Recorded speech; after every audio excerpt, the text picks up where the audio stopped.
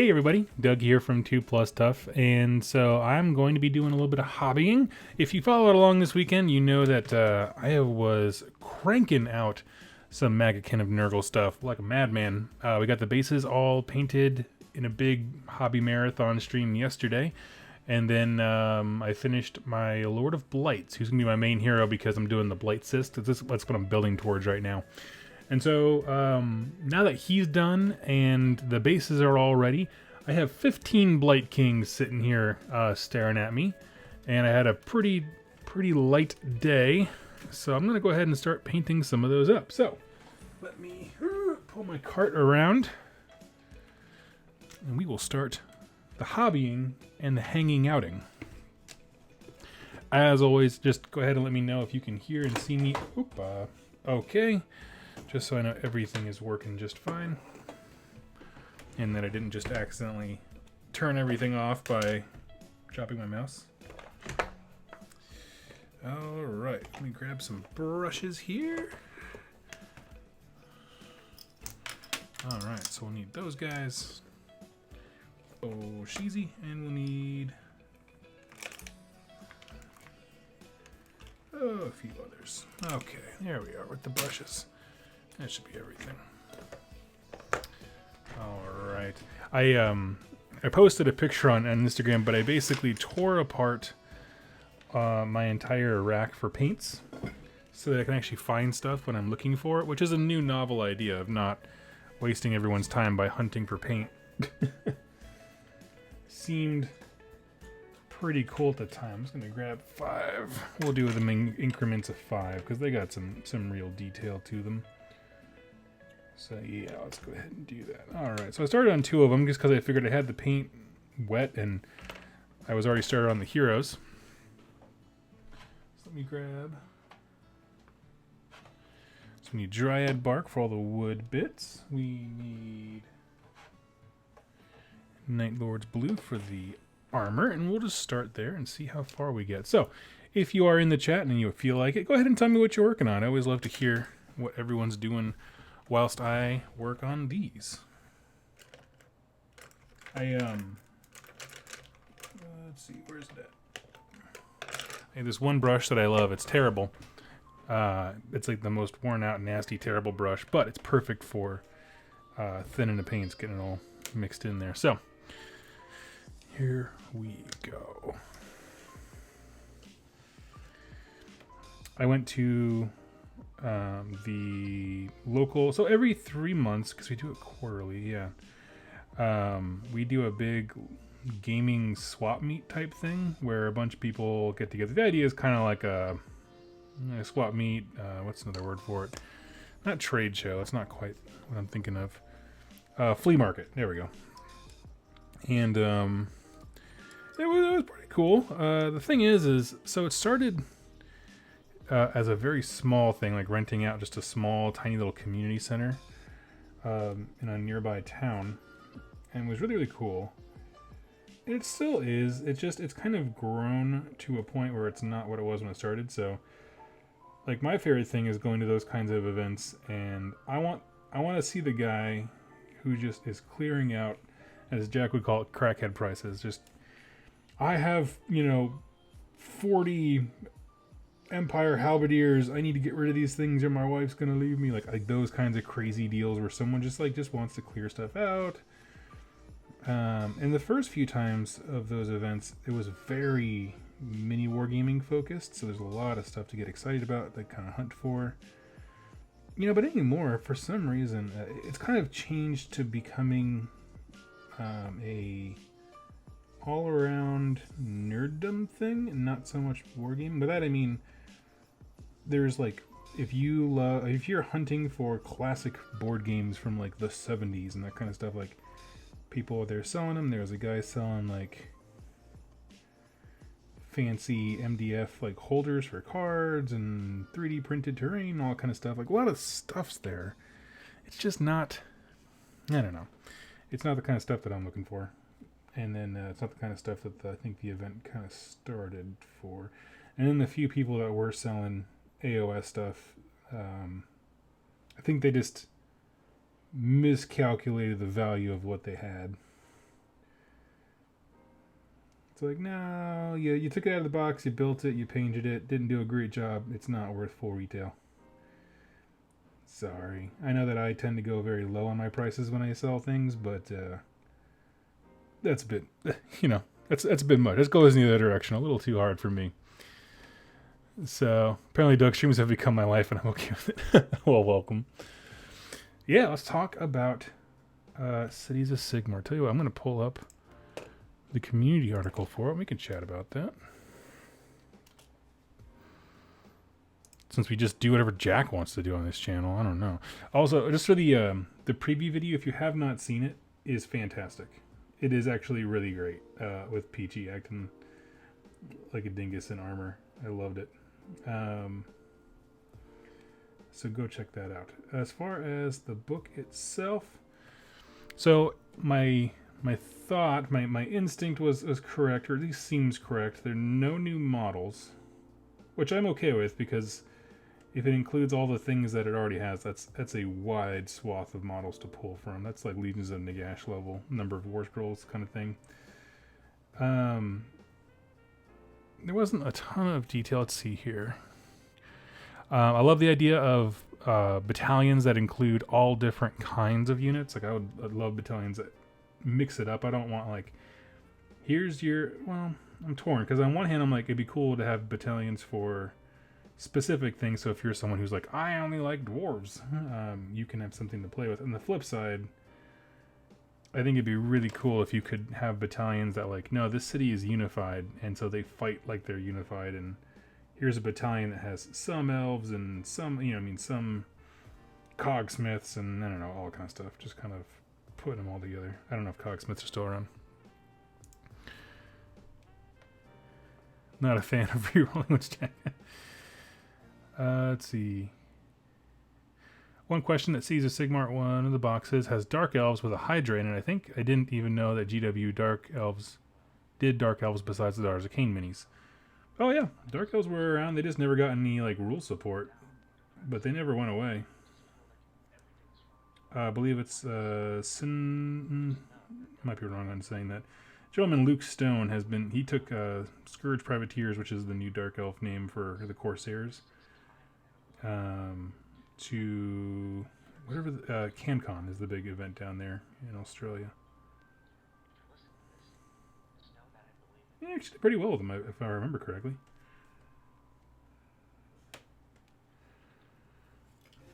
Let's see. Not a fan of the helicopter. Helicopters in fantasy? I mean, they have flying ships. Why not helicopters? And those have been around for forever. Those were around even when it was more traditional fantasy, like in Fantasy Battles.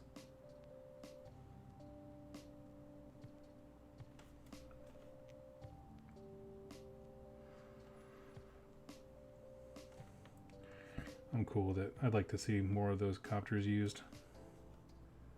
They always fit into a really weird role when I remember seeing them. We had a dwarf player when I played fantasy for a little bit, and he just explained to me that they had just a very strange role in the last edition of the game, where they didn't quite fit in very well. They're sort of like a harassing vanguard unit, but there's better ones, and then it's like, well, why are we even doing that? Because we're dwarves and we need to like just rather invest those points in being tanky. So let's see. Honestly, I don't have to play in AOS anymore. I've done Death, and I was really excited for Slash, but I don't like painting or building them really. I've heard that quite a bit.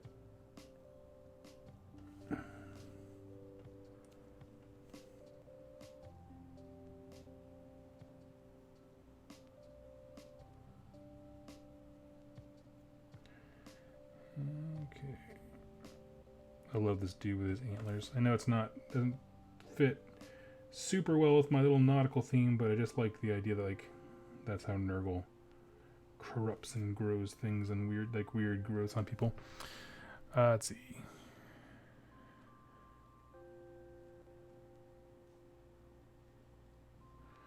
Also, the big photo for the Cities of Sigmar promo on GW. There's a big city backdrop, but what scenery they're using? They make they make their own scenery for a lot of those things. I mean, I'm not saying it's not going to be for sale, but it could be. You know, one of the things I think it was Tom Lyons on Warhammer Weekly said, but he thought basically it's going to be the next big. What was the Khorne one that came out when AOS launched that very few people bought, but now everybody wants, like the Dreadfort, something like that, where they could do that, make a big mega set, and kind of have the idea of it being a limited run, price at a premium.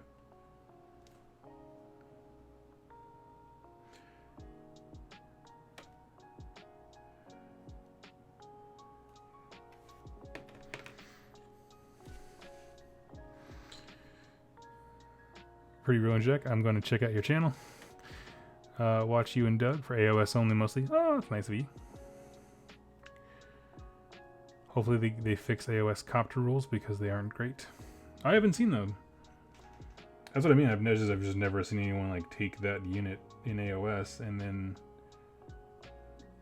nobody felt super incentivized to get it when it was back in fantasy battles either.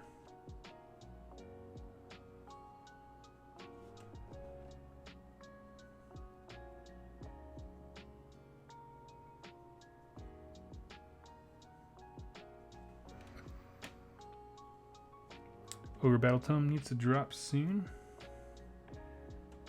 You know, they've confirmed the existence of the Battle Tome, but they haven't like previewed it, you know? They said mod tribes and stuff, but they didn't say like destruction, you know, Grand Alliance destruction mod tribes like the Battle Tome. So I don't know if that's going to be part of a rollout with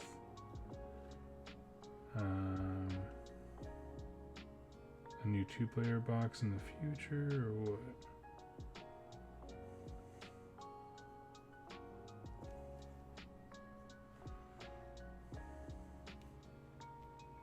Dread Fortress, thank you.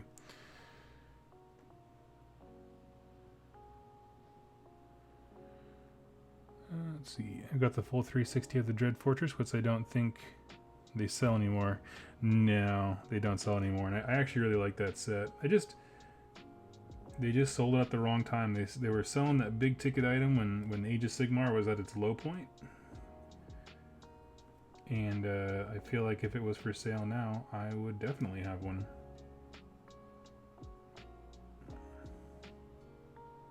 Maybe it'll come back at some point. I mean, you figure how much time they have to spend to make those molds and stuff like that. I'm sure it's still around somewhere in some deep, dark basement.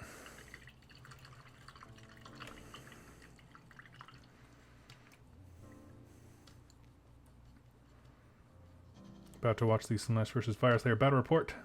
Just put it out. Nice. I watched the intro, but I haven't gotten a chance to watch the full battle report yet.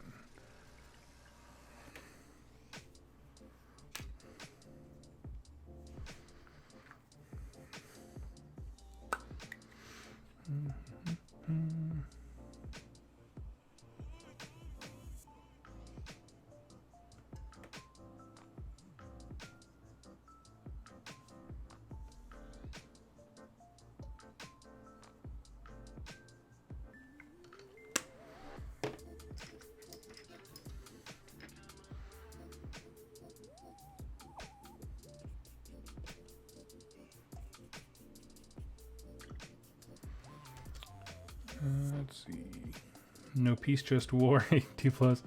Would really enjoy watching some Q&A videos about AOS lore from you, like Lore Master Sotek does. I'm not sure who that is. Is that a YouTube channel? I assume.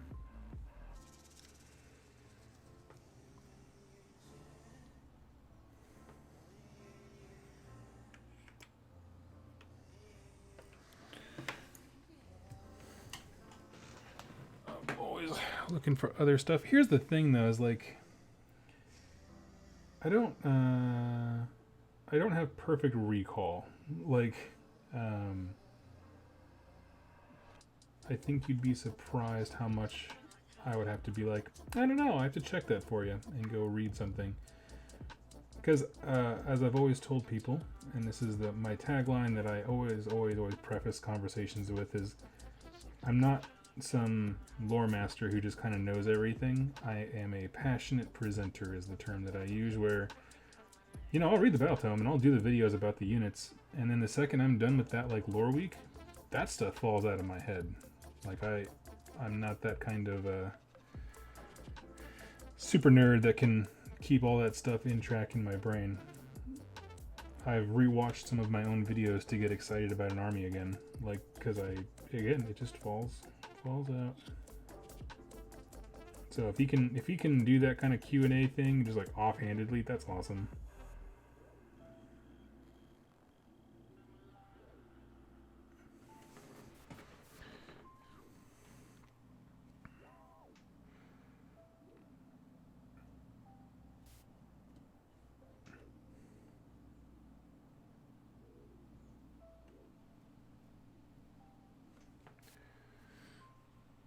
You are an enticed commentator.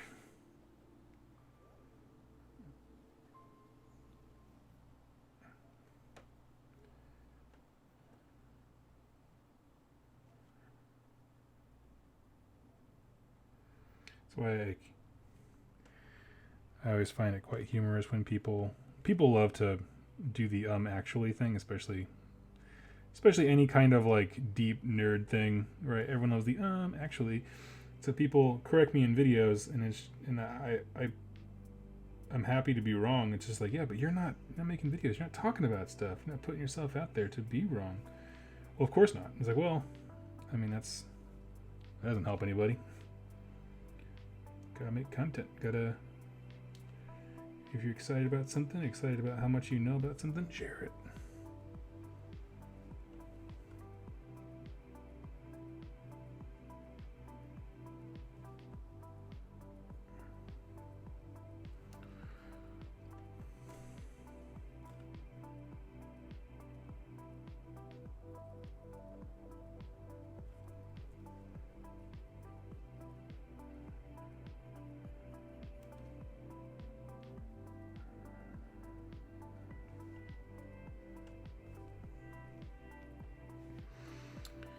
Let's see. Gotta risk it for the biscuit. Yeah. It's not even about that. It's just there's this idea that you have to be an expert in something before you can start making content about it, and that's simply not true. You know, I mean, if you were to judge the quality of this channel by my old world lore, whenever I talk about heroes that come from the old world, it's terrible. Like, I'm just not good. I go to like the Fantasy Battles Wikipedia, which is oftentimes inaccurate, but I'm not reading, 13 years of fantasy battle books when I can barely keep up with AOS just to get, this one character's background. Like, I got Marathi, like her old world stuff. People were kind about it, but they're like, yeah, you got a lot of this stuff wrong. And I was like, that's fine. That's fine. I'm happy to be wrong, but I'm the one talking. And you know what? When we're all sitting around doing nothing but painting, sometimes you just need someone to start the conversation. That's what community building is just starting the conversation.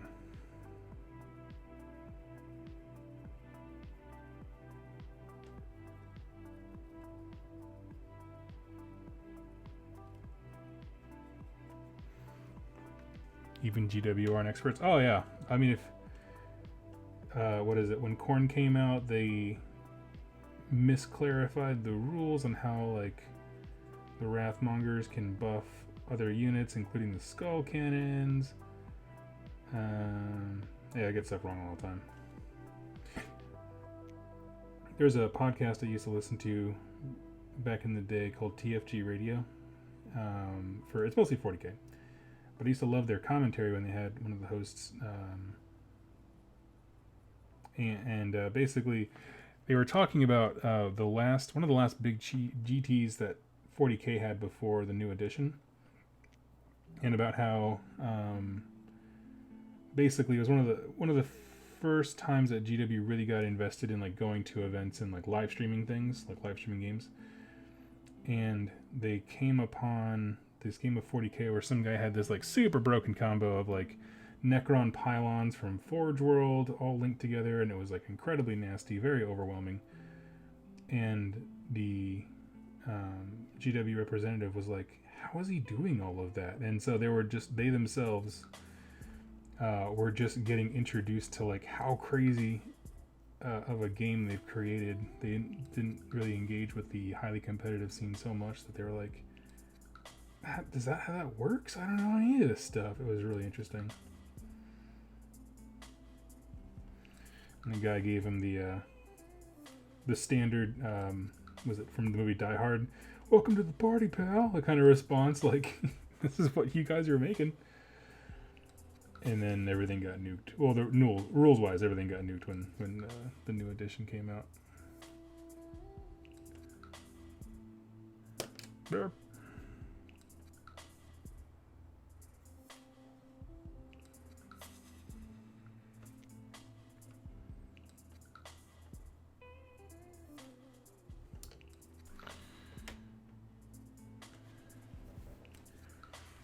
Let's see. Looking at the Sword and Steel channel, two young girls goofing around, doing promos, enjoying painting and playing Kill Team, AOS, Warcry. They aren't experts, but they're enthusiastic. Yeah, that's all you gotta do. Just be excited about what you're doing, and then share it. And then if you want to, get better at it. You know what I mean? Like, I left a comment on their videos. I was like, "Hey, huge fan. You guys are doing awesome. You seem very excited. Maybe some background music would be cool." And that's it. But just keep doing what you're doing. And that's like, yeah, dude. And it's like one of those comments I was aiming for. It's like, this is totally optional, but it is a wonderful channel.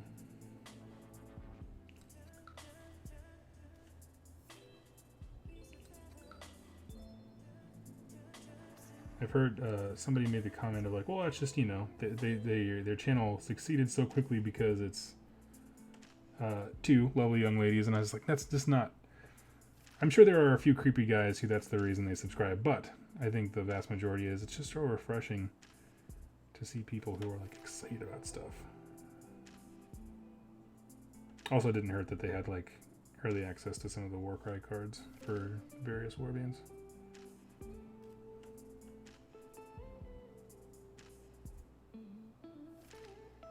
I think people underestimate the power of positivity in a world where fear-mongering and clickbait kind of reign supreme.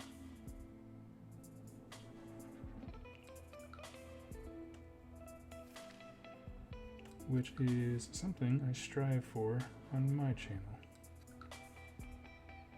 The happiness, not the clickbait.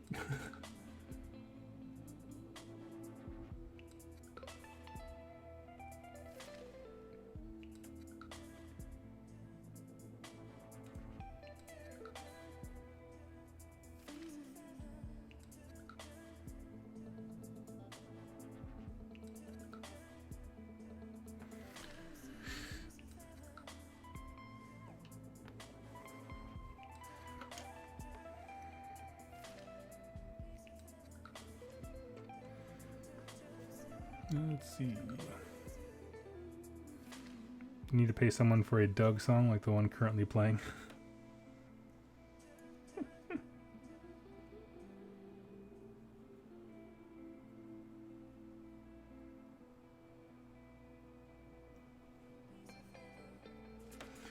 So today, so after cleaning my house, I was like, you know, my ritual is I clean the house and then I sit on the couch for a while and play some video games on my PS4. And so today I finished Wolfenstein New Order.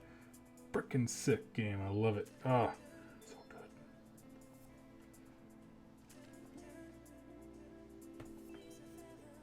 I was blown away by it. Sorry, just checking my phone, making sure. My wife's traveling right now, so I always keep my phone super close to me just in case she needs something.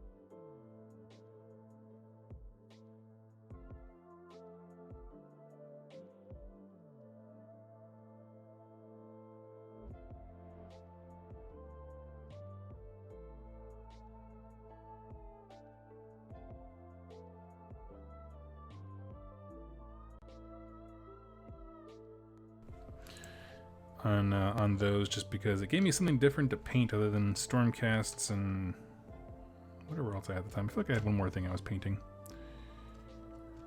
Ben says, when I get the hobby blues, helps me to play games or switch hobby focus. That's true, actually. Yeah, my motivation to work on armies is oftentimes directly related to how often I actually play with them. So like, I'm more excited about a project if I'm actually going out there and playing with it. So actually, that's why I need to this week make it a point to go play my Death Guard to make sure not make sure, but to get excited for them. Because they'll be my backup project once I peter out on these guys, which eventually I will. Let's see. All right, I'm being good. I put so much work into organizing everything today. I'm putting them back where I found them.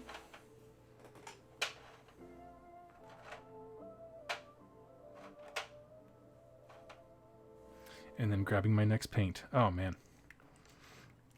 This feels like adulting. I have stuff organized all of a sudden.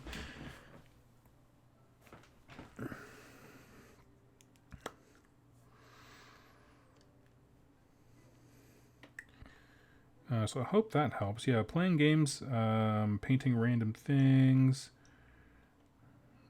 It depends because everybody's different. Like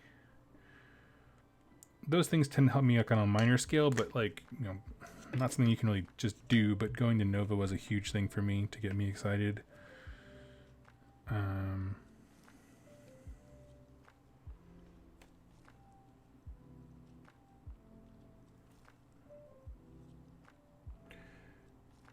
But even that kind of factors into the playing a lot of games and just hanging out with people in the hobby.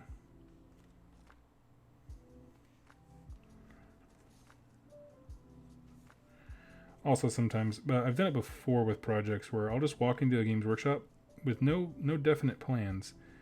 I'll just sit with the store manager and just like talk about the various armies, just trying to figure out like, what would I want to play? What does sound fun? I'm looking at the models, what would be fun to paint? At that point it depends on how much of a hobbyist you are. Like some folks, the models matter a little bit less compared to having fun with them on the table.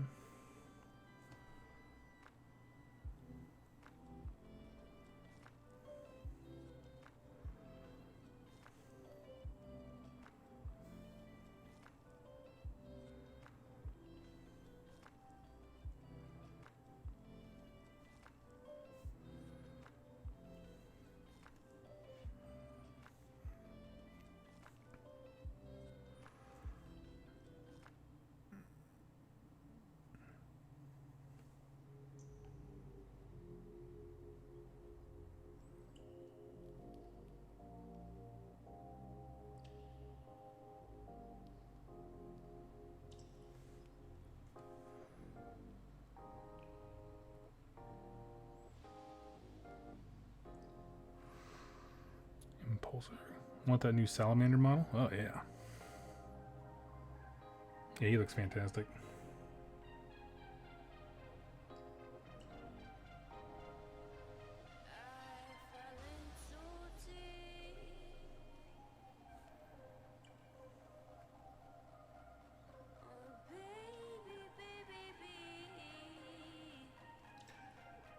Sorry for being a little slow. Getting to the details here.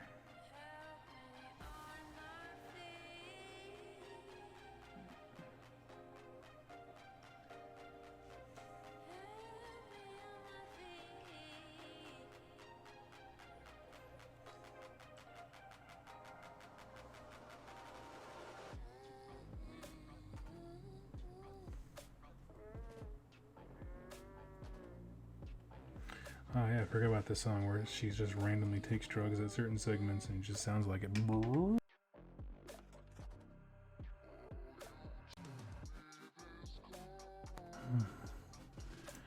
Yeah, we can skip it.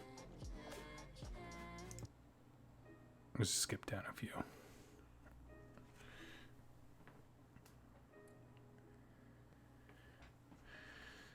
Oh man, love the painting aspect, just can't find the right army. Oh, that's fun. I mean, I don't have an answer for you, unfortunately.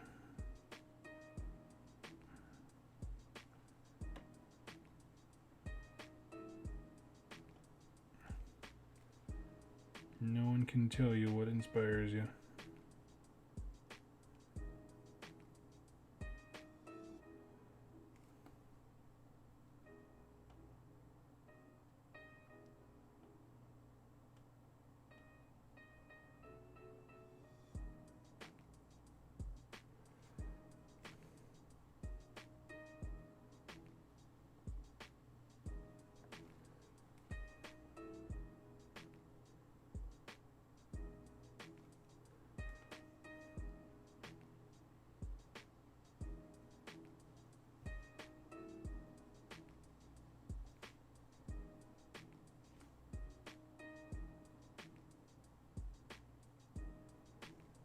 Okay.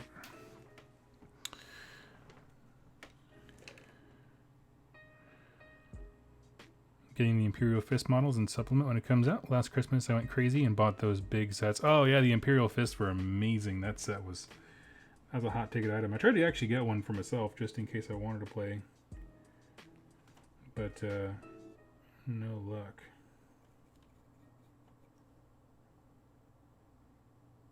And that's when I turned my back on the Imperium.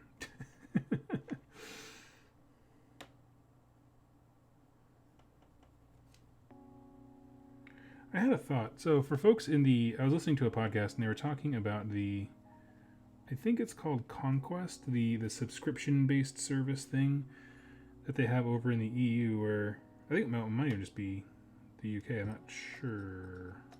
I'm not actually sure of its scope. But basically, like you pay like a monthly subscription. It's kind of like a Dropbox, but for Games Workshop stuff, like from Games Workshop. It's not in America yet, but basically by the end of it, you have like an entire Space Marines and/or Death Guard army, is my understanding. If do any of y'all do that? I would love to see that in the US.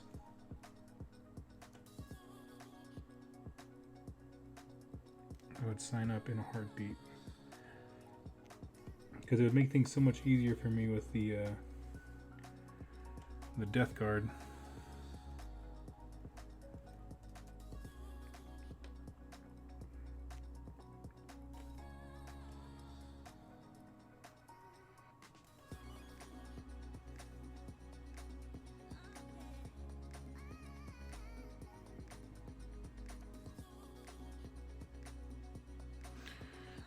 Took a recommendation and switching to Iron Warriors from Lead Belcher. Isn't it nice? It's a great paint.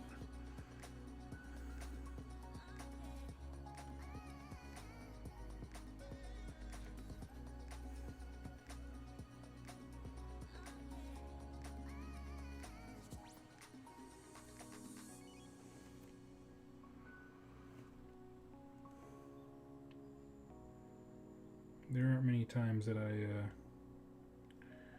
super recommend something that much, but yeah, that change is pretty good to me. Now, if they could only master the science of putting paints into squeeze bottles or strap bottles instead of paint pots.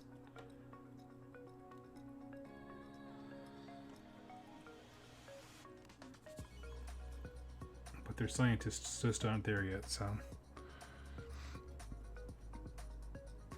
Never heard of the Iron Warriors paint. Do you mean the Iron Breakers? Nope. So when Contrast dropped, they actually dropped a few base paints along with it. And one of them is called Iron Warriors, and it's a very, very dark, gritty looking iron, but it's very smooth. Yeah, it's just a new metallic base paint. And things highlight off of it very easily. I think the coverage is better. Like by that I mean, I thin it down and I spread it over an area, and like it's 100% covered. There's no peeking through of any underlayers, that kind of thing.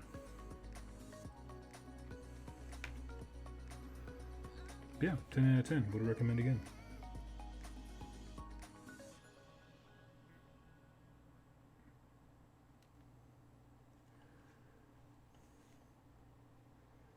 Lead Belcher is still great, especially the rattle can version, if that's what your project needs, is the big coverage of that thing. But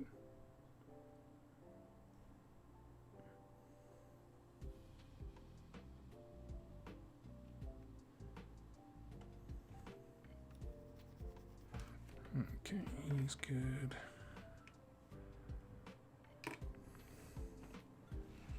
Iron Warrior sounds like a Forge World paint.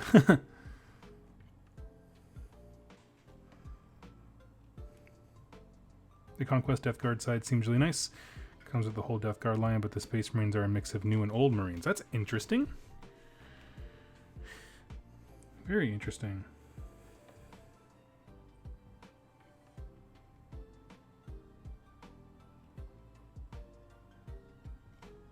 Maybe they're just clearing out inventory.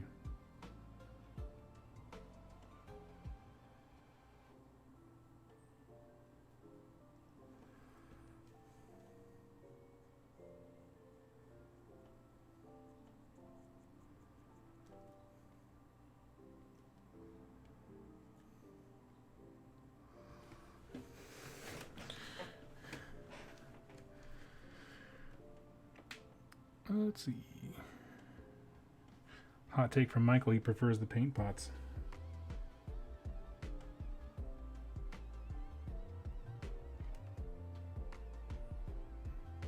I'm going to say point, counterpoint, false. No, I'm just kidding. I don't hate them. Like, there are other... The ones that I really don't like are actually the P3 paints, because they're in paint pots, which is fine, but they're also as tall as GW shades, which means they get knocked over easy. That's the only paint line that I'm actively like, no, this is way a bad idea. It's like GW made a bad decision and you were like, hold my beer.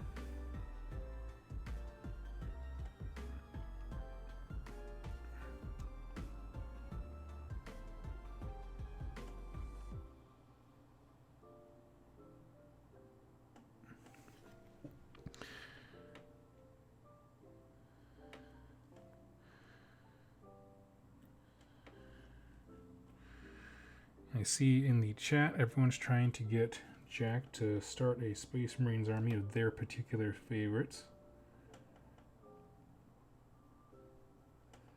Good luck to y'all.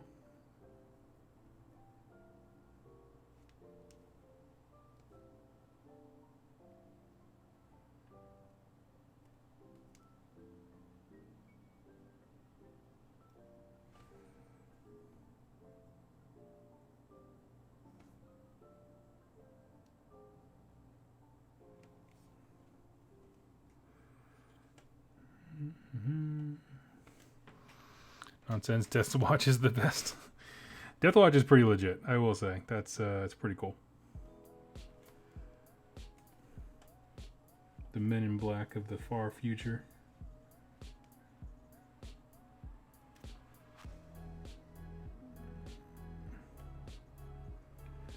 I think in my time of army hopping, the only type of Space Marines I've never played as would be Salamanders, because my good friend Ben plays those and I don't want to step on his toes. And the White Scars. I almost said the Cons. But it's interesting, the White Scars used to be like very bike focused, and they're just not anymore, from what I've heard. Which, you know, it's fine.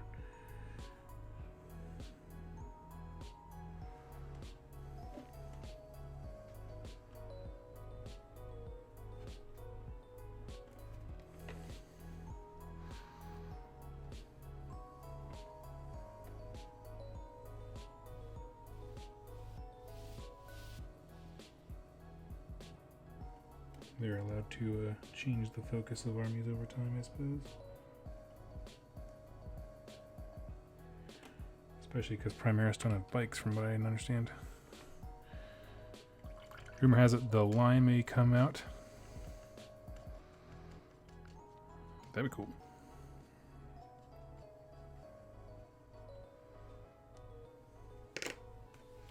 I would be down for that.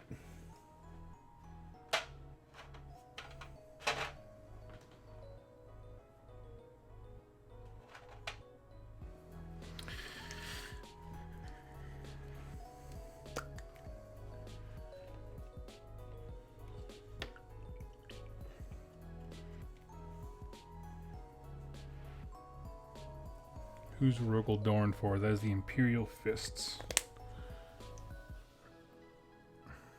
Yellow dudes.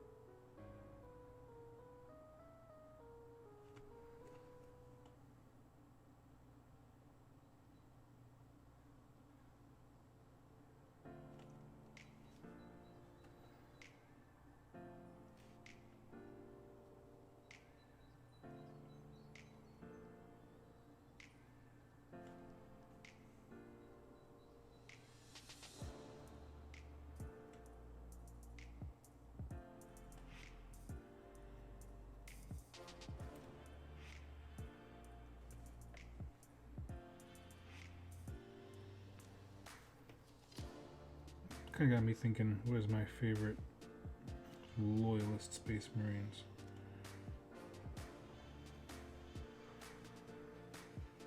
I'm not quite sure.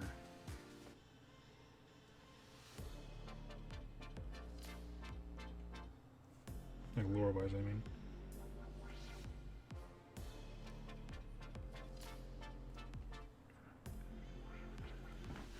Monday lunch break with 2+. Nice. Oh, well, thank you.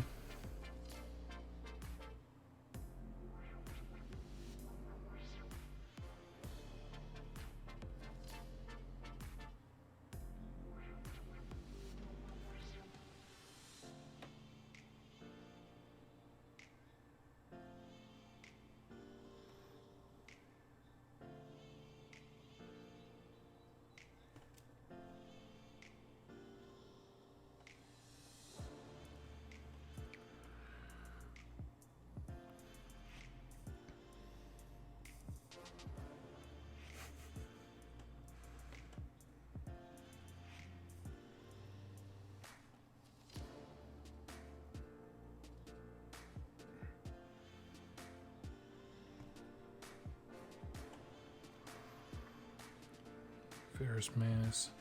The Iron. Actually, yeah, I might go with Iron Hands. I'm trying to think about that. I was trying to.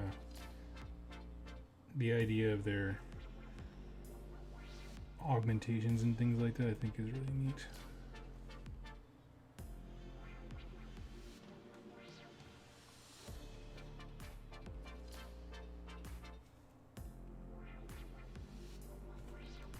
That's weird. I haven't even heard anyone talking about their rules. Like what their new things are. I mean, I knew they got new models, but or a new model, I suppose.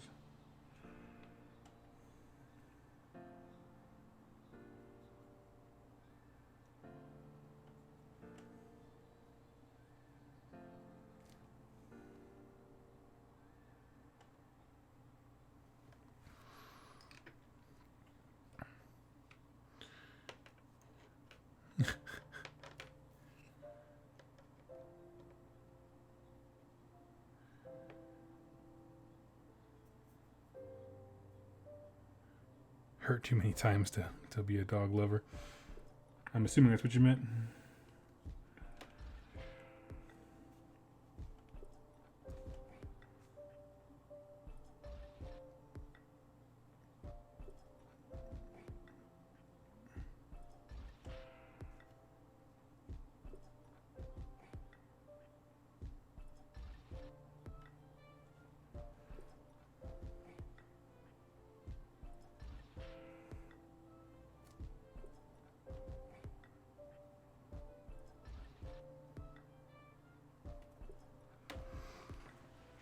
Beast sounds awesome. Yeah, there's a whole book series on that. I think. Can someone tell me, is the Beast Arises series, is that on audio drama as well?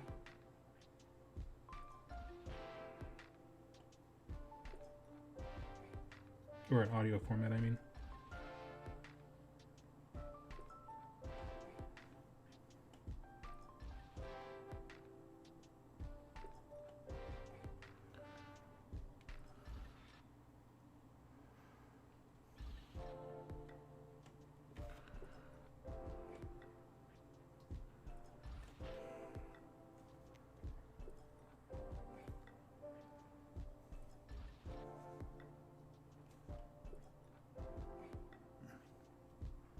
Yes, it is. Okay, yeah. So if you're interested in orcs, Jack, you only got to paint like 300 models, and you got a whole audiobook series to listen to while you do that.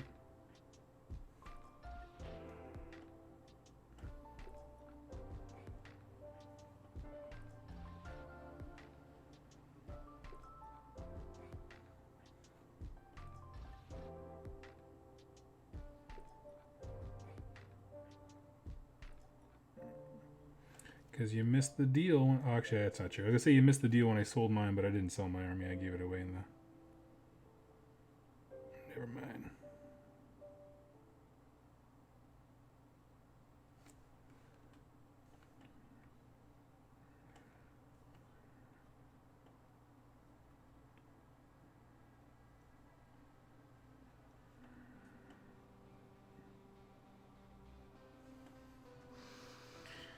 Paint 300 miles for orcs. Ain't that true? You can send me an orc army out of the kindness of your heart. Yeah.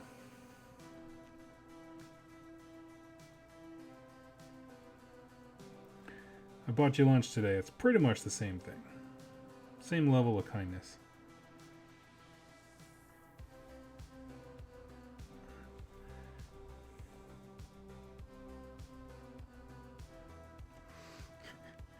Building orcs for the moment. Lots of little bits to stick on. That's the thing is, like, I was told, like, oh yeah, orcs are a great army to batch paint with because they're like, you know, they're pretty simple. But then I started painting them, and it's like, no, these kits are like really old, but they're rich in detail. Like, if you want to go hog wild, you can just keep finding new things to paint. It's kind of nuts.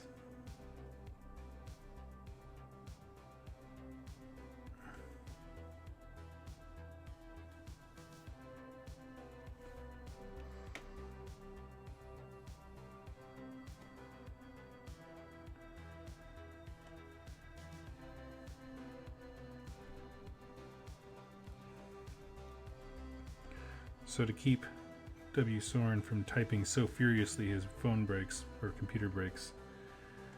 Someone correct me if I'm wrong, but I'm going to give my brief synopsis of, hyper brief synopsis of the Dark Angels.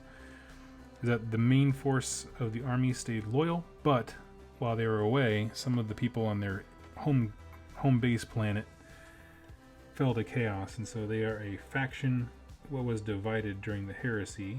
The only one to my knowledge that wasn't, for the most part, pretty much all in. I mean, there are some individual Marines who were on either side of the argument, but for the most part, they were the ones like on a legion-wide level were divided quite that far, and so they destroyed them.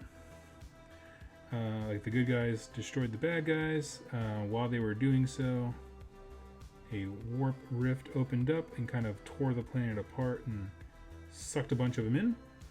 And the betrayers were, like the heretical dudes, were chucked across space and time. And so it has become the eternal mission of the Dark Angels to, one, cover up the secret that some of them fell, so that they can go along with their second mission of hunting all of them, all the fallen, what they call them, down.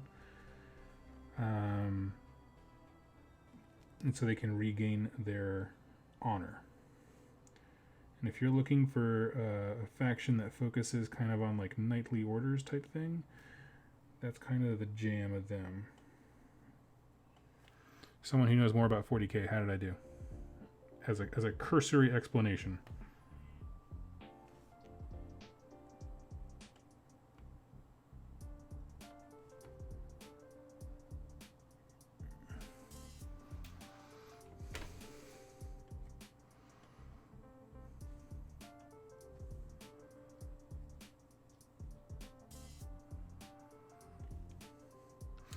What was left of the planet is now their home base. Yep, that's a good point to add on there.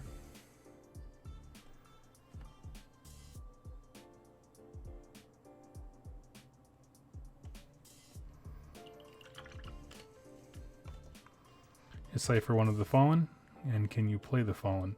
You can play the Fallen. They're kind of a weird army because they're in the... They exist. Cypher exists. You can play him. But he's kind of in that weird gray area where they're not really quite sure what his goal is. but he is wanted for questioning, and you don't want Space Marines wanting you for questioning. How about that? It's not a good place to be.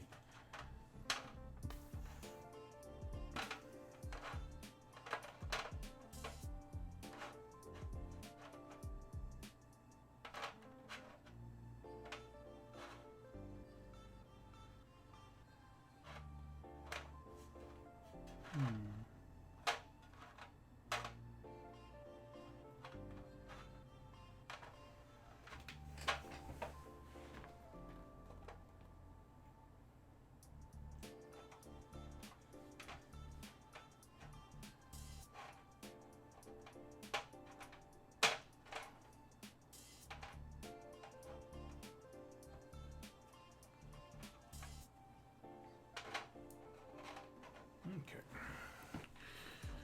Dark Angels it is. Sweet.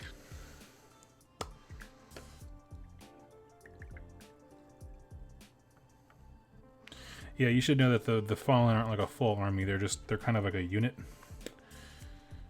But I mean, they functionally, as Ben said, they play like the more elite versions of Space Marine dudes.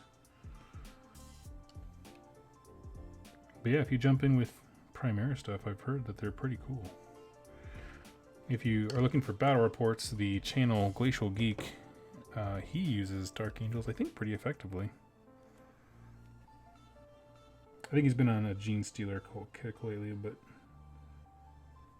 he owns that. Maybe one is his tournament army, I'm not sure.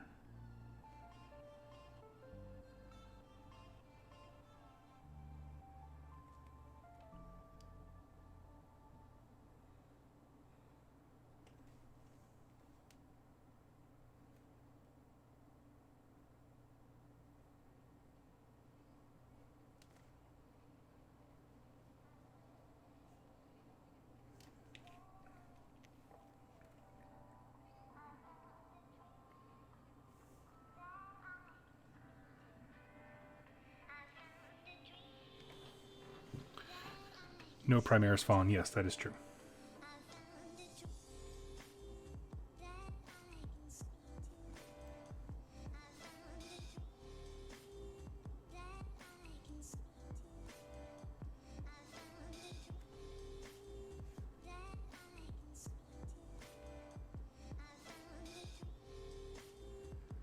You haven't had time to go evil yet.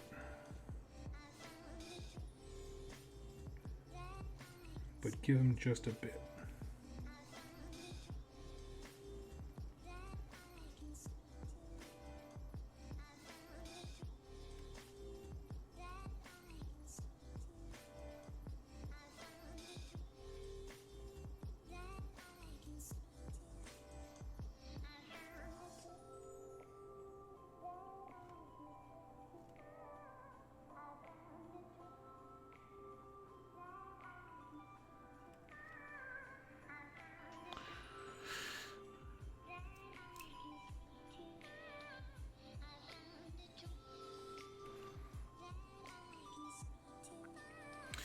Ben, I was more talking about the idea of evil Primaris, not necessarily like specifically the Fallen.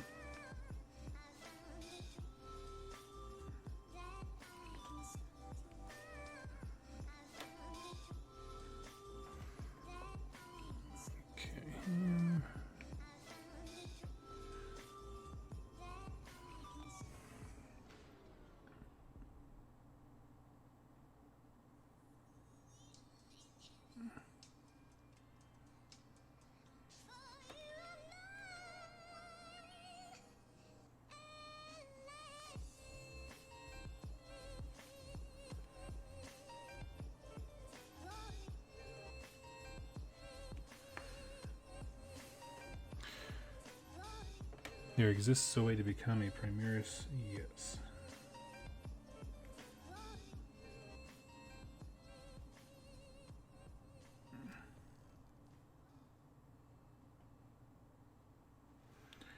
The question is, can any of the Chaos people figure out how to do that process on them?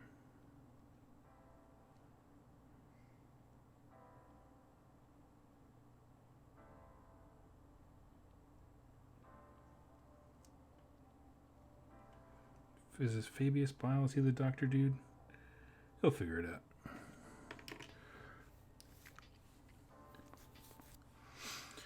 You know how Nurgle hates Tzeentch, Gorn, Slaanesh? Are there any arch rivals amongst the Chaos Space Marines and Space Marines? Like maybe Ultramarines really hate Emperor's Children? Yeah, there's a few. Space Wolves and Thousand Suns are a pair. Ultramarines and Word Bearers have a lot of history together. Salamanders was Dark Eldar, I think. Someone correct me.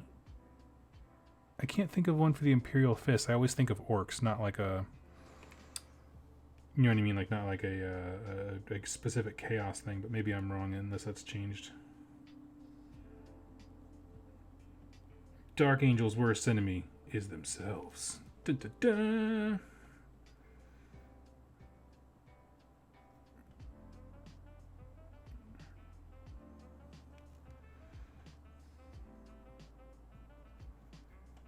Blood Angels and Tyranids, I'm thinking. Imperial Fist and Iron Warriors, that's what it is. Thank you.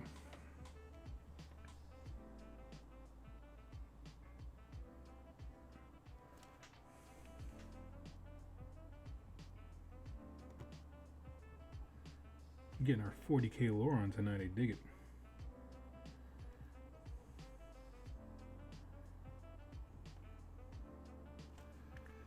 Like, I know a lot of stuff, but it's all very old information. Certainly before the Horus Heresy books got big, I was super into 40k lore during high school. I just sat around and read the Wikipedia back then.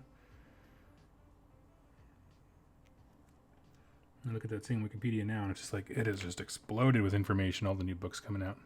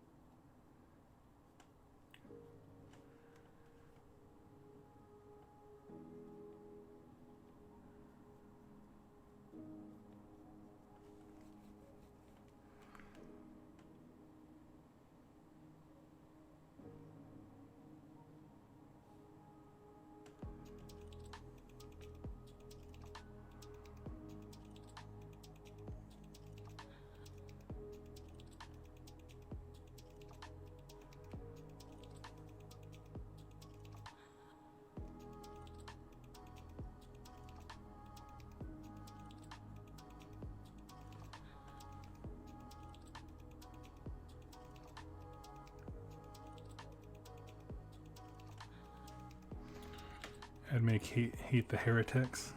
Yeah, I think the Admech are such a big, kind of like the Imperial Guard, like doesn't have a specific enemy because they're so big in the setting that like I don't think they. I think some of the individual like in the lore they have like specific like Forge Worlds, like this is kind of their home base thing, but I think they're so big as a faction. There's too much killing to be done to pick out specific enemies.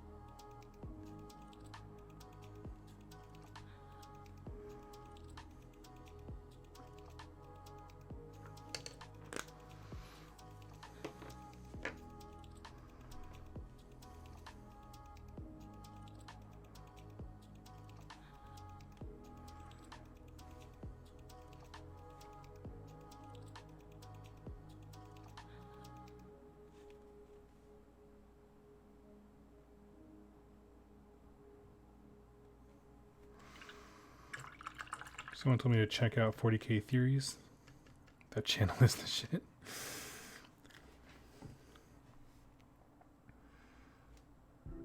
I haven't seen that one. I'm trying to think of the one that I have watched. That's a lore channel too, right? If I'm not mistaken.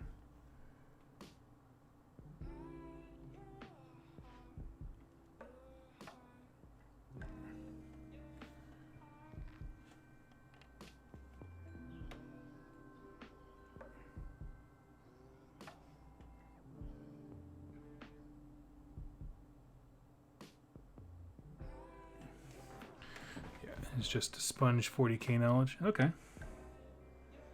That's cool.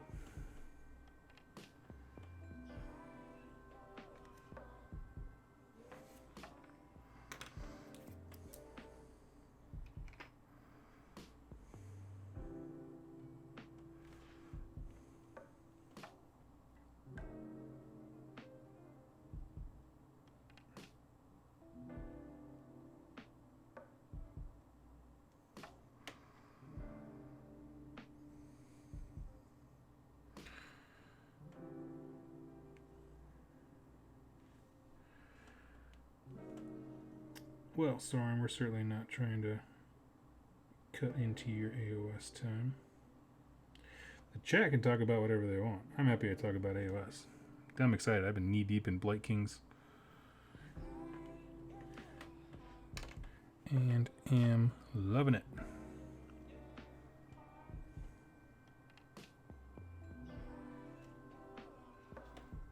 W Storm, what are you painting for AOS? I'll do that. Y'all keep your conversation going about helping Jack get into 40K. I want that to happen. But also, this gentleman came for AOS content. We're going to deliver.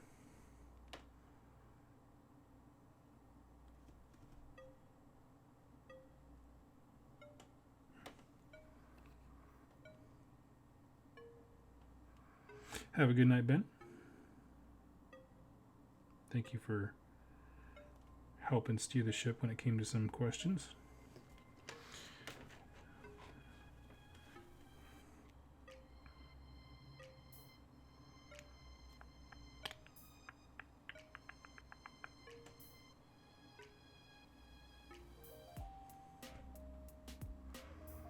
About 2,500 points of Slanesh with 0 keepers done. Yeah, wow, that is impressive.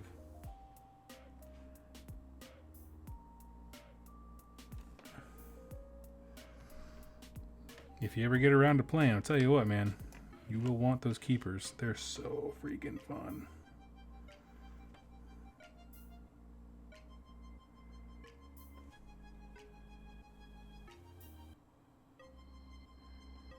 Plus, yeah, if painting is your jam, they're stunning looking models.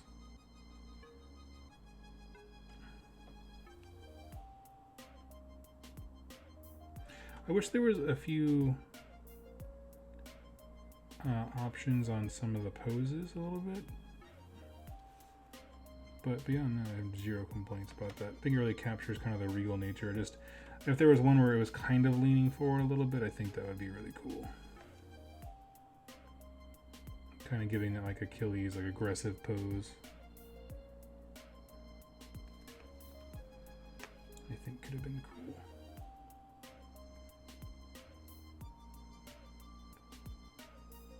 I saw Vince Venturella's entry into the Nova Open Painting Awards, and he must have done a ton of work on his just to kind of resculpt it, because he had it in sort of a lunging pose, fighting a bloodthirster.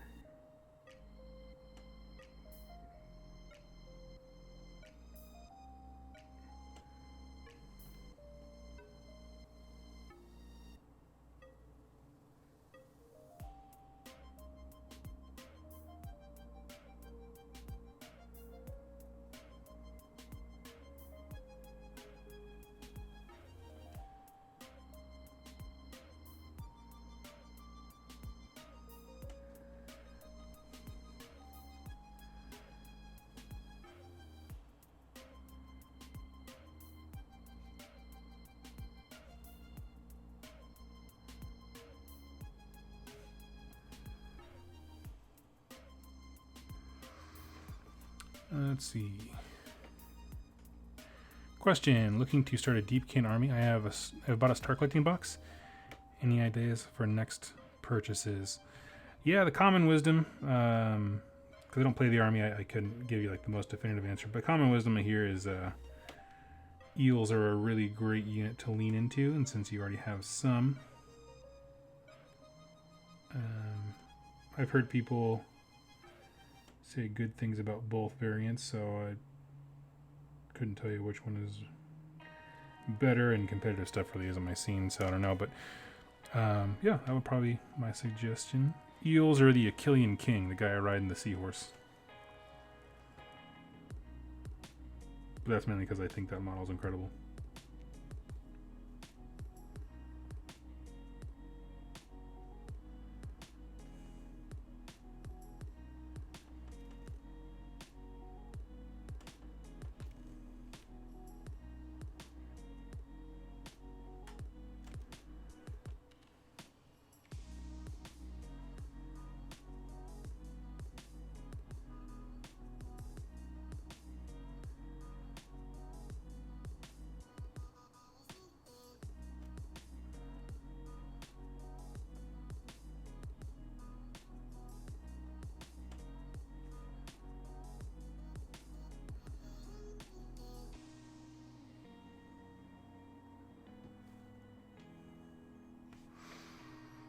Once per game shock that eels do is great on the offensive. Eels and the offensive eels can be devastating. Yeah.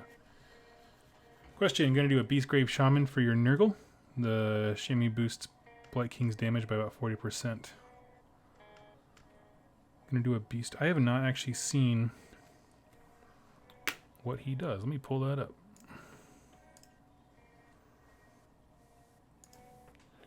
Games Workshop. Donde está la Beast Grave? Okay, here we go. Beast Grave.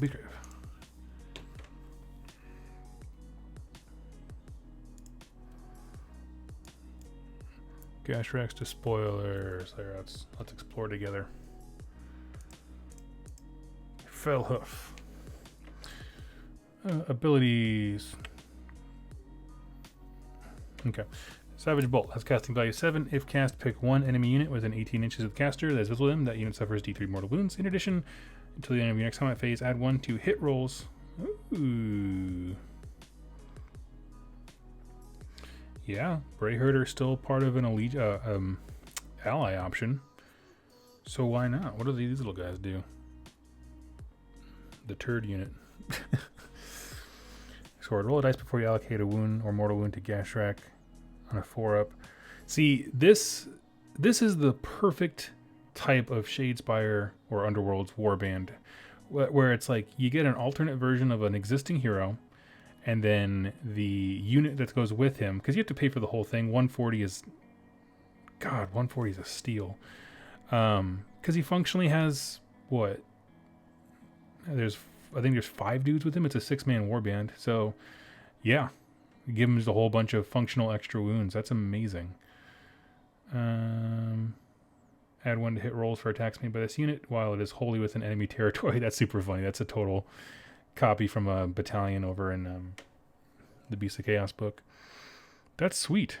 So what? One of the guys has a Ripper axe. Yeah, he's a Bestigor. And the other guys are all hot garbage because they're Ungor. Yeah, I'm definitely going to bring this guy. Why not? I'll Nurgify him up. Make him a gross, nasty Pestigor. Thanks for pointing that out.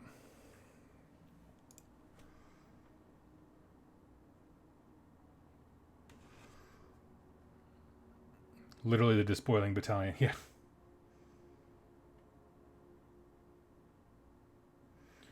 Thank you, Jack. Can you bring just the shaman, or do you got to bring the whole lot? So what you do is you pay one price, 140, and they count as 2 units, but they have to come together. So yeah, there are 2 different entries. Yeah, that's how it works. I don't know what else I was gonna say besides that. That's just how it works. That's it. So what do I need to do next? I need to do the brass. Okay. Not sure if you all have noticed the lack of me digging for paints, but I feel pretty good about myself right now for having organized this stupid rack. Basically what I did is I have the top tray is all my paints organized loosely by color. Like there's kind of generally browns and generally greens, that kind of stuff. And then the second rack, because it's like a 3 little rack thing, is contrast on one side and washes and technical paints on the other. So it helps me keep my head on straight.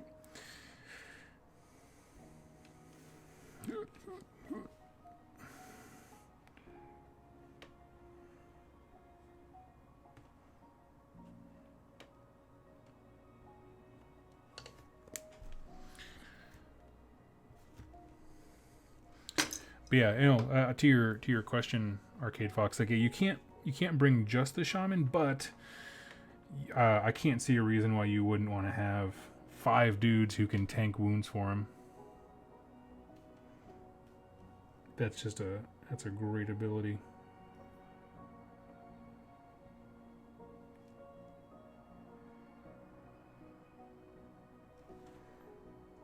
Oakshan, to be happy to hear that I organized my paints. Yeah, was that causing anxiety?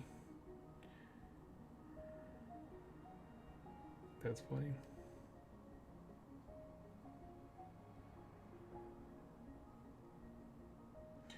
I've gotten weird comments before. People are just like, yeah, I love watching your videos, but man, I can't stand when you leave like a brush inside the water, right? Like that. For some reason, that just really annoys them. Ruins their every bit of their viewing experience. It's like, well, it's my mixing brush. Like it exists for that sole purpose. It's fine. It can stay in the water. I don't care. No, it's got to be taken out.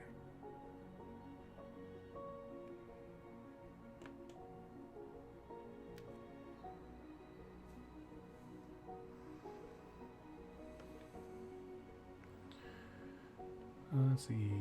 Super pumped for Sea Sigmar. The time has come. Yeah. I'm excited as well.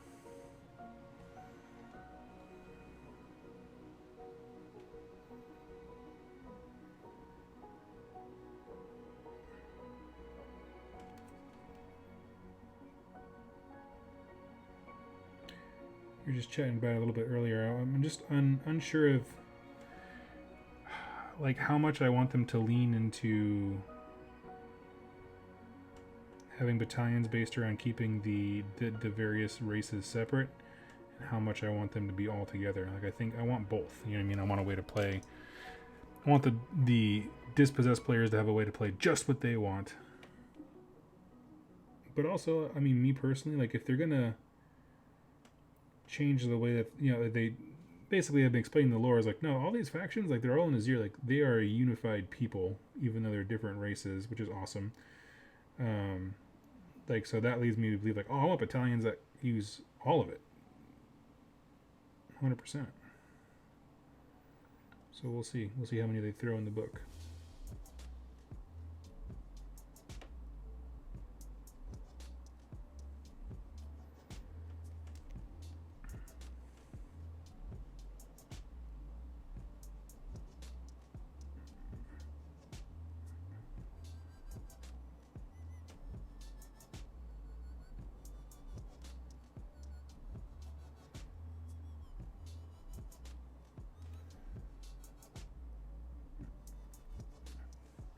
Although I will say it is the day of the AOS hipsters. All the people playing those factions already, being like, yeah, man, I was playing this thing before it was even cool. That's gonna be annoying real quick. There's not a lot of those folks, but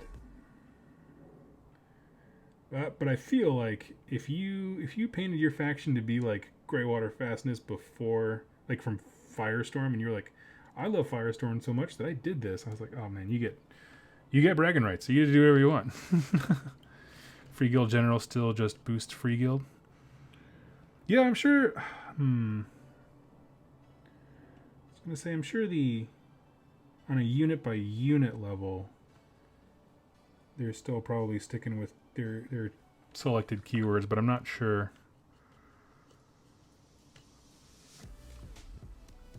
how it's going to work faction wide.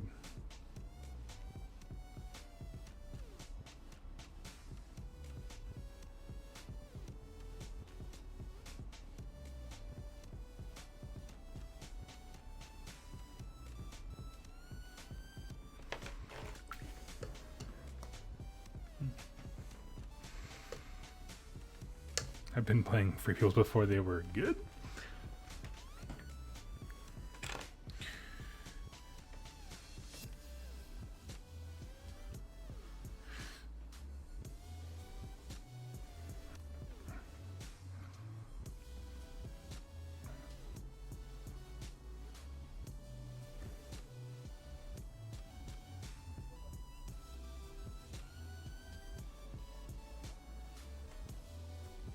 Definitely got a pile of Dark Elves. Sweet. That's awesome, man. Well, yeah, hopefully the rules excite you enough to bust them out. I want to see more of those armies.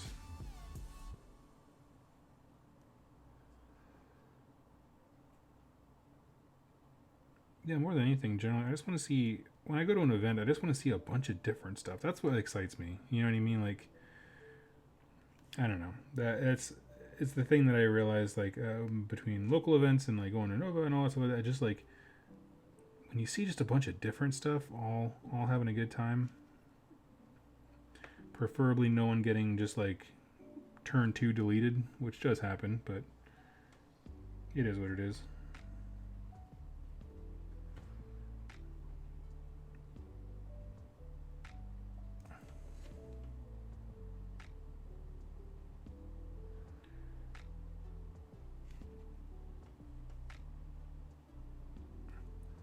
I'm curious as to how the Bone Reapers are going to fit into things like playstyle wise. For death, I think that'll be a big factor in how much we see of them.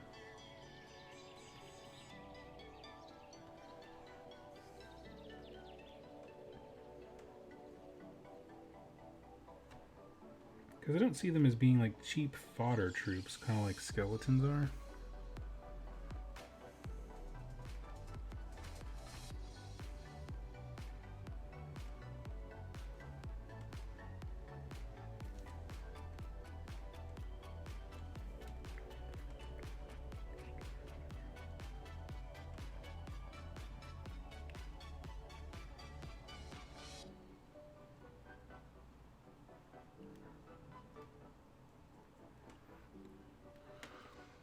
Got a 3D printer, I can print out my bases. Oh, sweet.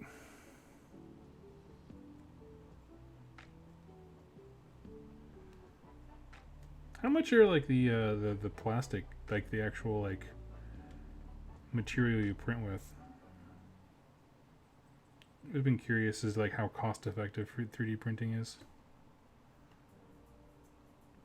Because it goes both ways. People are like, oh yeah, I can just print that out. And like I've seen people do really cool things with the printer. And then I've met people, like today, I was at my our local swap meet thing. And there's a guy there, he 3D prints these massive boats, okay? Like for like RPGs and all this kind of stuff. And I was chatting with him because I want to get one made for my Nurgle army as a display board. And it really is just a big old boat. That's all it is.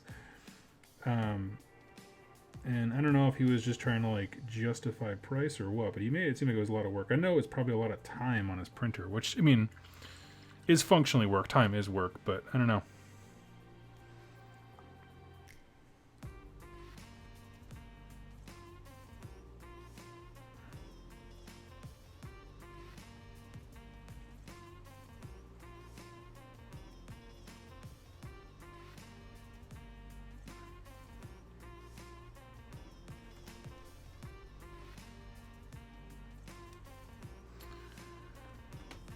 Prints up a ton of stuff. Okay.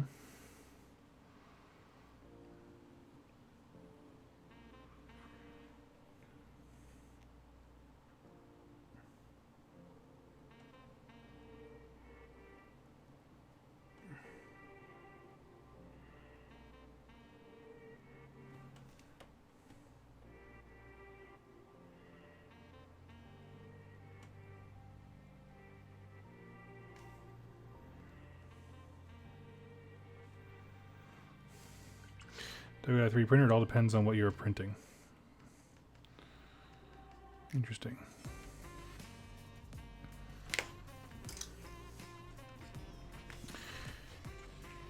At 14k minimum in the Dark Elf, so buying bases is economically not viable. Oh my gosh, yeah, especially if you're going to do it all at once. I also wouldn't start. Like, I don't know if I would ever. If I had that many points of something, I wouldn't just blanket start rebasing. I would probably like make a 2,000 point list, do that, and then over time in the future,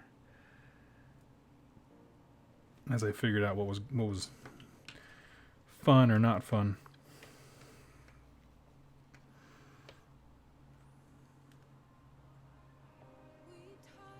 Or depending on what's good, that kind of stuff. AOS Coach did a show about 3D printing. Okay, I'll check it out. I like his content. He's a cool dude. I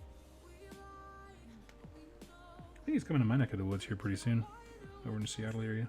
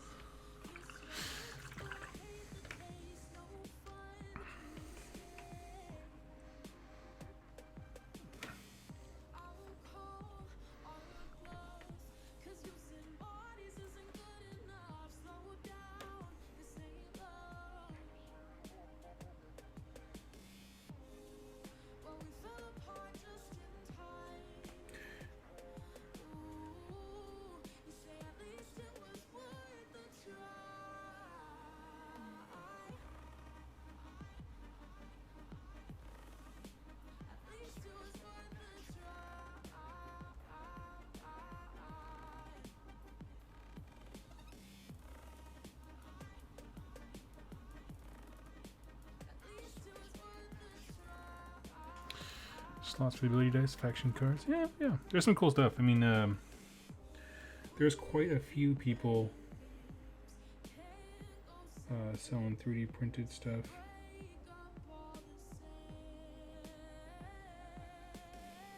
Nova and the swap meet, I think. It's one of those things, if you have an artist's eye, and you can like make incredibly unique designs that are just incredibly hard to replicate without you selling the actual like file for them. I think there's some profit in that arena. It's opened up a whole new space for artists to create really cool things. But it gets more crowded every day with people who are just basically copy and pasting things. So you gotta stand out, you gotta market.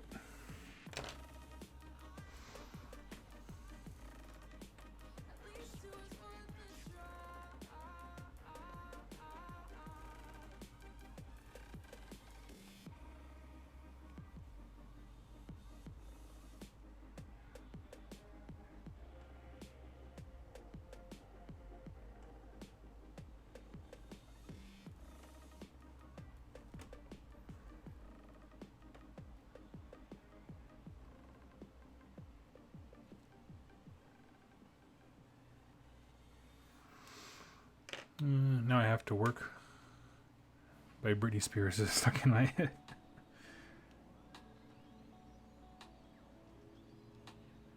Grant, hello. We're just sitting, painting some Blightkings, talking a lot about 3D printing.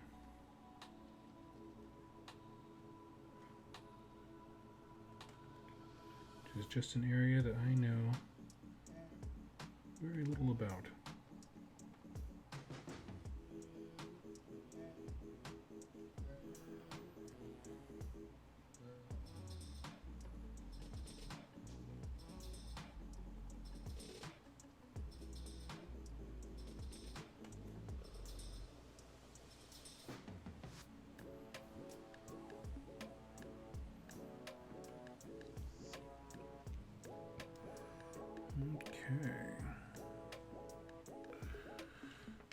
few touch-ups on the armor, but we're ready to start doing our washes and the contrast. Been jabbering too much, better get to sleep. Thank you so much, Omniphage, very kind of you. Love to see your Nurgle Grash. Yeah. I will, if I ever do that one, I will, I mean, I certainly will. He's really good for the Blightkings, I suppose. I feel like since I'm kind of emotionally done with Ironjaws right now, the next thing is going to be Jack peer pressuring me to build a better Blightkings list, so it'll probably get done sooner rather than later.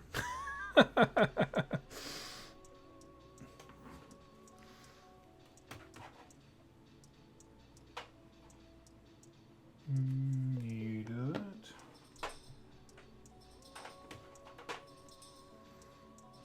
That. Need that.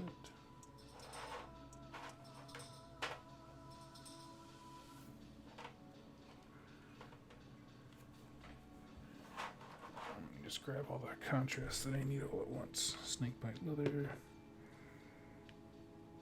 Actually, that might be it. Okay.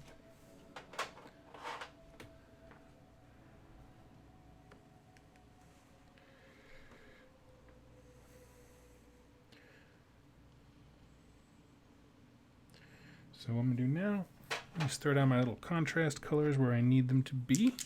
Then we can start doing washes for the skin. And then it's just Highlight City, and they are done. These guys are super simple.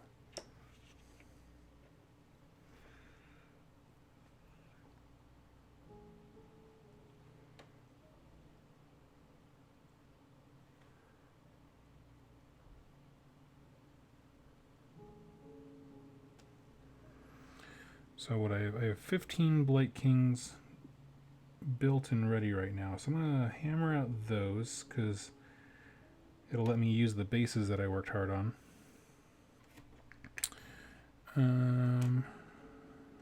This guy. And then after that, maybe after that I'll do the Grash Narc or whatever his name is.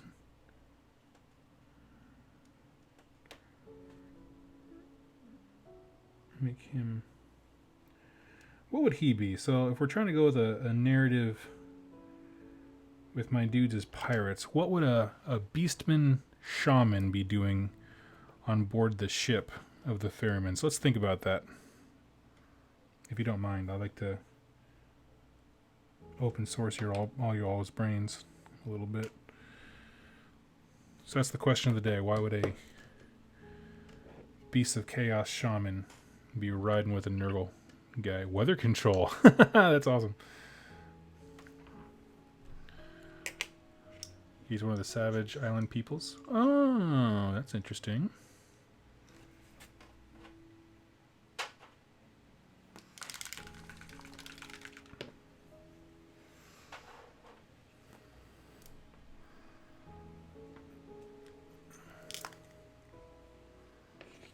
Ooh, it's really coming down outside. It's quite a bit of rain.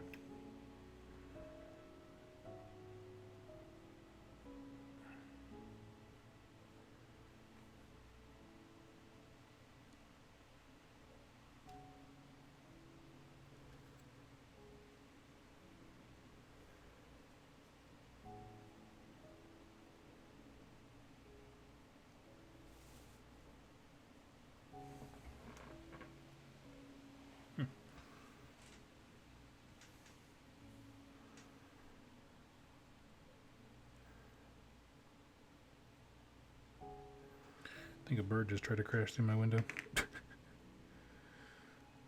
Let's see. Also, sailors are the superstitious lot. Yeah. Are there not beasts in the sea?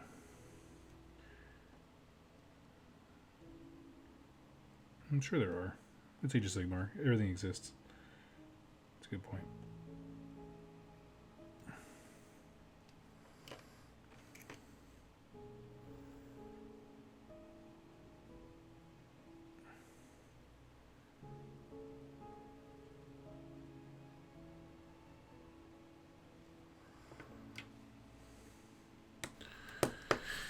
The Mystics use their... Using him as a guide. Yeah, I was thinking about A theme you guys have touched on a couple of times that I'm thinking about is the idea of like a navigator.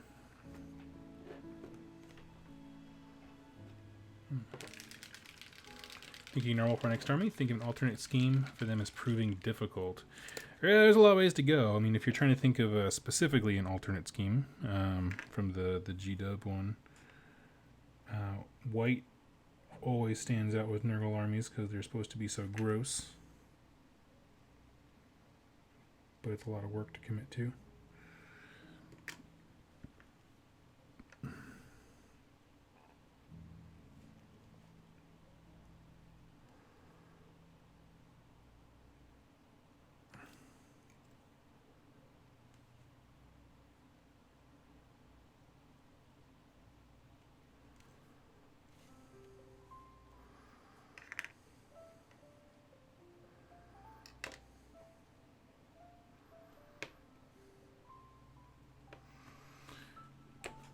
That's good though, Zombie Man. Sounds like you got an idea in mind.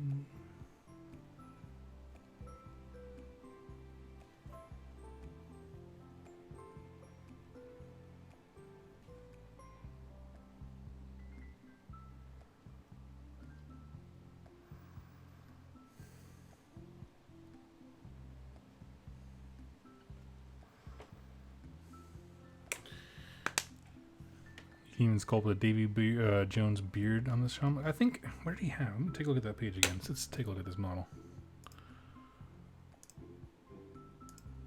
No, that's not him. Oh, that's him. Okay, I'll go here. Okay. Let's see. Would certainly put a Nurgling on his base just to make it extra, like, assured. I could put the Nurgle icon. I have a few extras on the head of the staff. I like that he has so much stuff around his belt. That kind of adds to it. I think kind of works in that direction. I think I might have a hook or something like that. Maybe we can cut off the blade.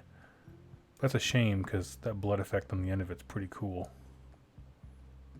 So I don't know if I want to do that. I mean, overall, like I like the way the model looks. He's got all the cool straps all over him, bunch of stuff on his belt. I think he looks rad for doing the boat thing. Yeah. Do creatures Nurgles ever fall in love, or do they feel nothing? Well, AOS doesn't answer it because it's the same, a lot of the same writers for AOS and 40K. I don't know. As far as I can tell, they don't always have enough autonomy to do that.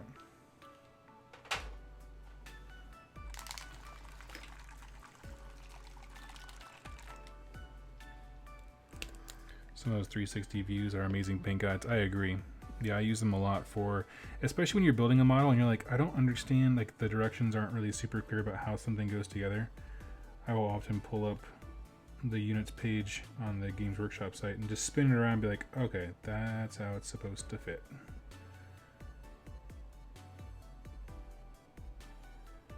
Sometimes the straight on view of the instruction manual just isn't helpful enough.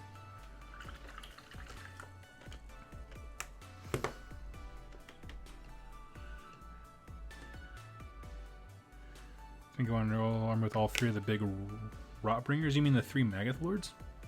Because Rotbringers is the keyword for everything. Maybe a ship wheel shield on the side of the Bestigor. Oh, okay. Like the wooden circle of a ship wheel.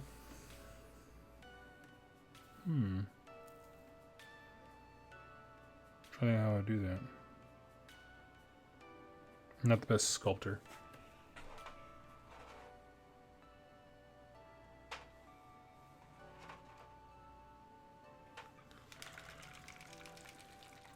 Then yes, the Twice Born and the other two. Yes, yeah, that's the Magath riders. Yeah, they're cool models.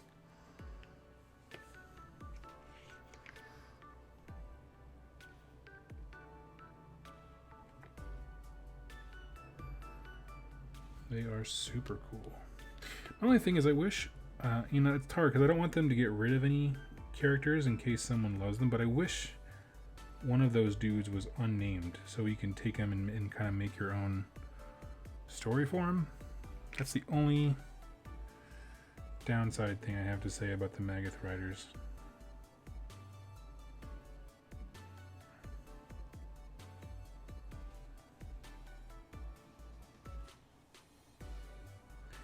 And there's just a lot of named characters in Nurgle. But I feel like Nurgle heroes work together more in the lore than some of the other Chaos Gods, so it doesn't feel like super out of place.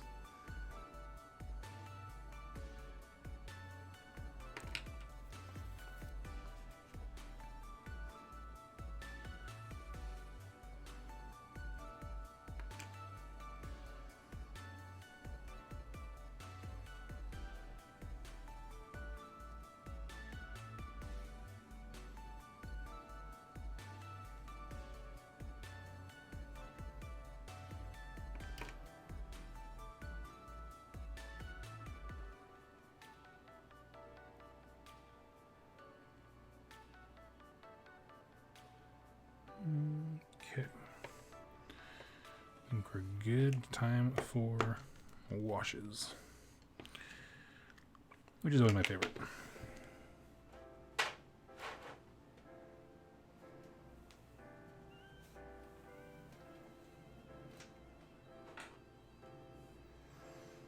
Need that.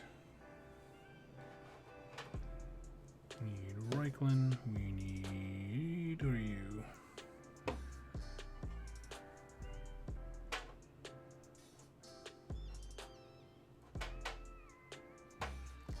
Try over the Nightshade. Throw some blue on there.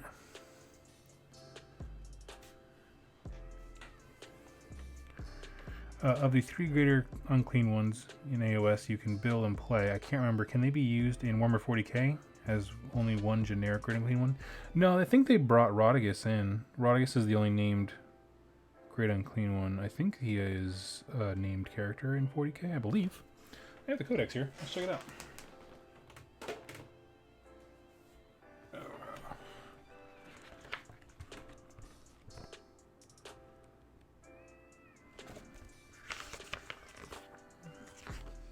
Yep, he's in there. Rodigus. Yeah, so it's Rodigus, and then I think you can build a few different variations of the other dudes.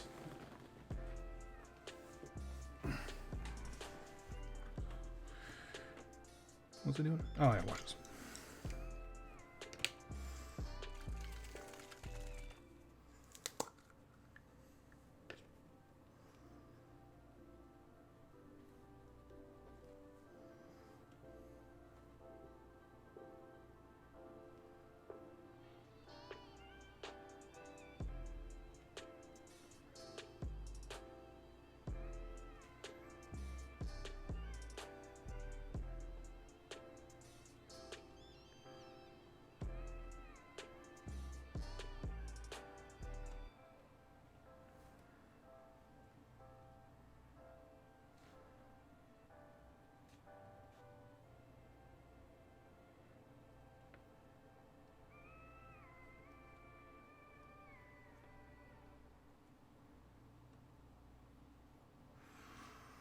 Please, grandfather, go keep those washes pots upright. Oh, it's all good. I'm going to say this and it's going to happen, but I've never spilt a wash. I've spilt other stuff. The only thing I've spilt a lot, and it's embarrassing how many times I've spilt it, is Nihilic Oxide, the technical paint that does like the rusting effect. I don't know why. I've had the worst luck with that thing.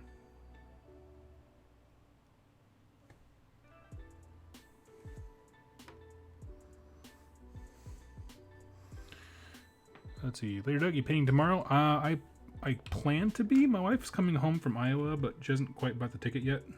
So I'm not quite sure what the next couple of evenings look like. I should be painting tomorrow. In fact, I might paint tomorrow instead of having a video go out. Just because I'm very excited.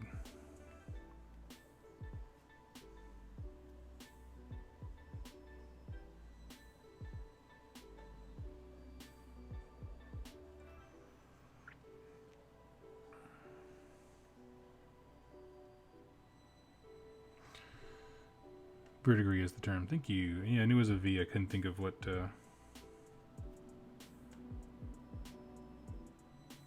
think of it. I'm not the most well-spoken when I don't have a script that I write. That's why I never get into politics.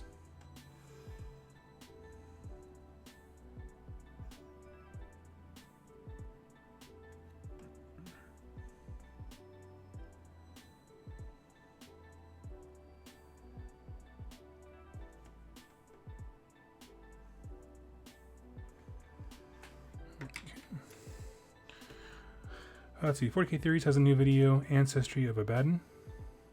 That man is a machine. You mean Abaddon's a machine, or you mean 40K Theories? I don't know anything about either. Abaddon or 40K Theories is a channel. But I will check him out after this video, because y'all were talking about him before. Also, I didn't realize your last stream was 5 hours long.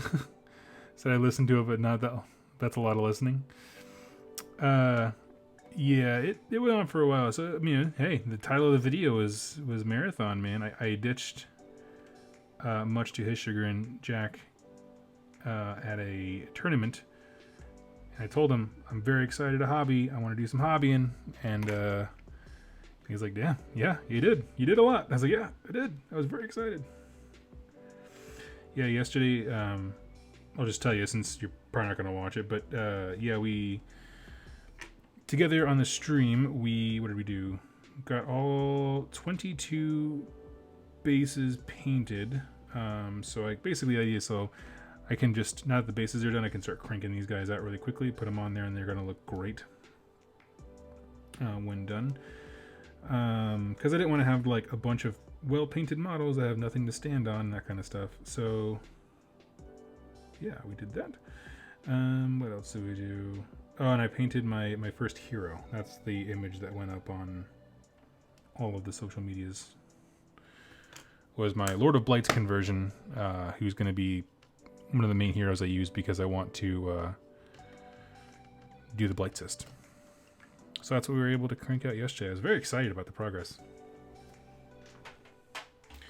I was like, oh yeah, we're going to start working on some Blightkings, and then Once I was like almost done with the bases and I had like half the leader guy painted, I realized like, oh my god, I've been sitting here for like almost 4 hours.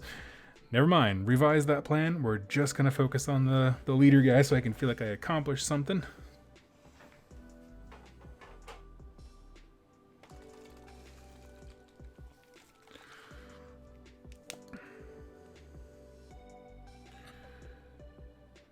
Let's see. Some in, yep, Nurgle it is. Twiceborn can add a model of Nurglings to a Nurgling unit, yep. Yeah, he's a fun one. Dave, Tuplo stuff, you do some of the best AOS lore and videos. Oh, thank you so much. Yeah, I'll check this guy 40K Theories out. Sounds awesome. Let me ask you this, okay? And this is a super subjective question. 40K Theories. Does he do any clickbait or fear-mongering? Because if so, I have no interest. But if he does, like, if he's a relatable person and seems cool, I'd love to watch that content. I love that stuff. Zombie Man, glad to hear it. Use that video for background of your own marathon painting session. Exactly, yeah. Long-time lurker, that Nurgle pirate army is coming along. Thank you so much. That's very kind of you to say. Yeah, it's trucking along. Yeah, I forgot. This is a sea-themed Nurgle army. I would put some seaweed on them, but that would... So what I did was on the bases there is seaweed. Because I wasn't sure how it was going to turn out. And it's there's not really a place that sells seaweed. Like, there's a lot of leaves and that kind of stuff, but nothing really that screams seaweed to me in a very convincing way. And so I put it on the bases as an experiment, and I like the way it looked, so I'm just going to be satisfied with that. I think with the way that I did the seaweed, it might be easier to do them on what is it? The Puskoils, because they're a little bit bigger, so they have a little more surface area to show. So that might happen.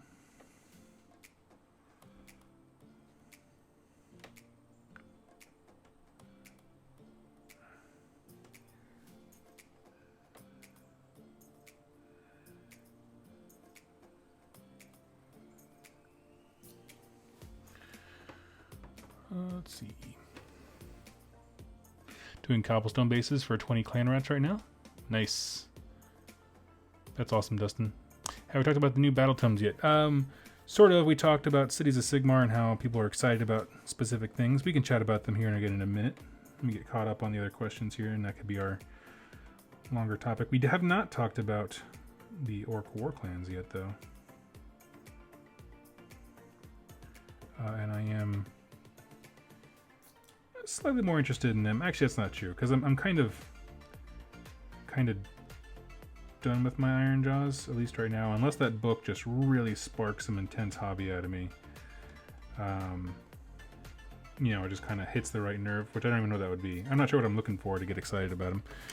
But the Free Peoples, I'm so desperately curious to see how that all works out.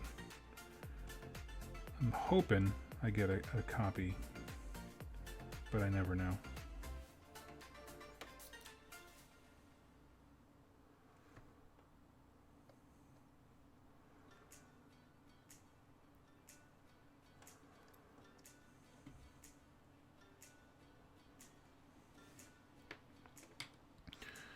Let's see, got some questions here. Question: what was the name of the spirit the Kull tribe worshipped that turned out to be corn? Ooh. Do I have my book near me? You know what? My Kindle is dead in the next room. I don't have that information on me right now, unfortunately. I feel like that's something if Kinsey was here, she'd be like, oh! She has a much better memory than I do.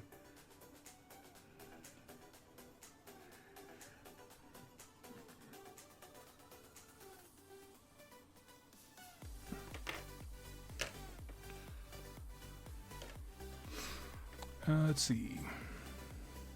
40K Theories is just lore. He does a podcast with another YouTuber whose name escapes me at the moment, but the podcast is called Adeptus Podcastus. That's super funny, because I was on that podcast. And they never mentioned 40K Theories. I did a guest episode once. I had a lot of technical problems, unfortunately, but, you know. Signal boost. Yeah, I don't remember what it was called. I'm sorry. 40K Theories is absolutely not clickbait, man. Listen to him on the snipe. Okay, I'll also subscribe right away. That's awesome.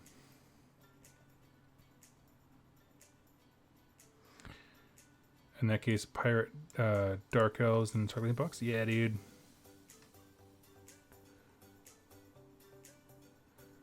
Something mildly homophobic. Doug, my name is also Doug. Well, hello there.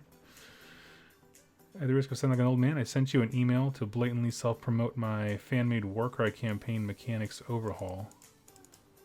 Did you just send that to me? Or did you send that to me a while ago? As I haven't gotten anything, but if you just sent it to me right now, obviously.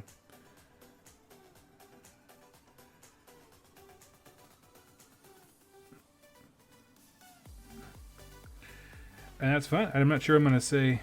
I'm going to give you a heads up and say I'm not sure what I'm going to say besides... That sounds awesome. You know, people do all kinds of fan homemade rules, and that's sweet.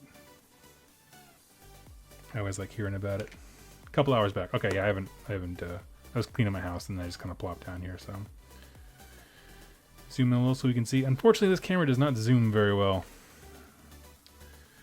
That's my next thing that I'm saving up for. So the patron funds were going towards getting a Nova, and now it's saving up for a new upper camera. The one that faces me I think is just fine, but what I eventually want to do is get a better camera that can zoom in further here, and then set this camera up next to me where I'm going to have my white box set up, so I can actually show you, like, we're painting this thing, and then I can put it in the white box, and then this camera will be fine for catching it in the white box because it can be so much closer. So that's the idea, is I'll have a 3-camera setup to be able to do all kinds of cool show and tell stuff. So I'll get there. I will get there.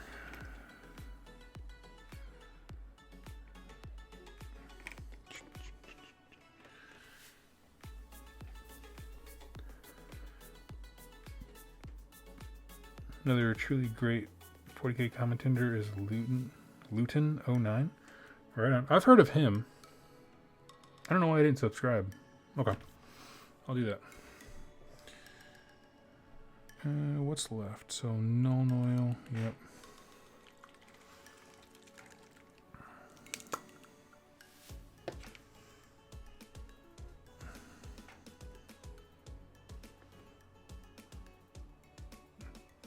But yes, improving the live streams is always on the docket, because it's actually becoming my favorite kind of content, like just chilling out and talking with people, especially because, I mean, it's not like I'm out there winning GTs to be able to talk about that kind of stuff. I have to offer something to the hobby. And the lore videos, they require a lot of work, a lot of reading and prep time, and so it's nice to be able to sit down and just chat with people, remind me why I do it.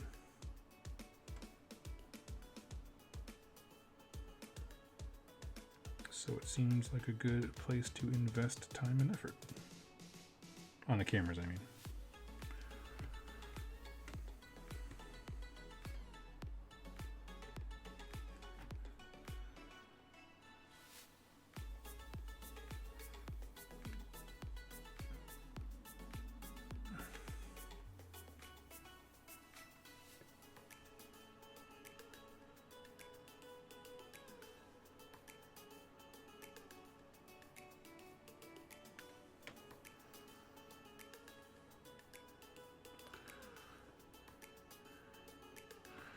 Alright, Michael, I'm very, very excited about the new Orc book. I'm curious to see if it inspires me to pick up some Bone Splitters. Well, if you need, 30 more boys? Shoot me a message. Because I have them assembled but unpainted. And I will cut you the deal of the century. Crackhead prices, as Jack puts it.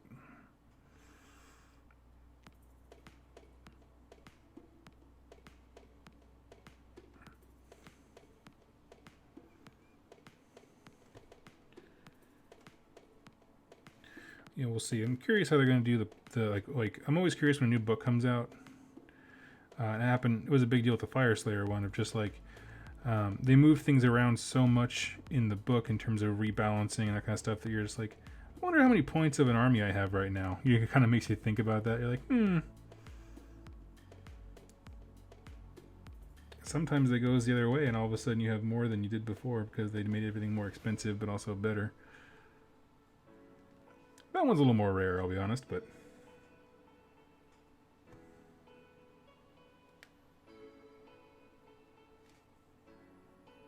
most of the time it's like, oh, I had 2,000 points.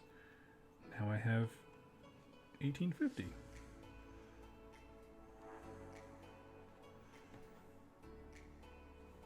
It's weird. It's almost like they want me to buy more stuff.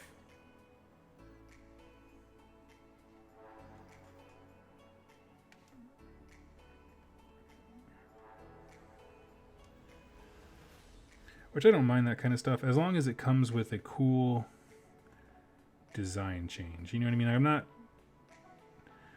upset about GW making the more elite dudes really, really good in Fire Slayers. People are like, oh, I just wanted to sell those guys. I'm like, first of all, yeah, but also, isn't it nice that you have different units that do different things all of a sudden? That's just cool.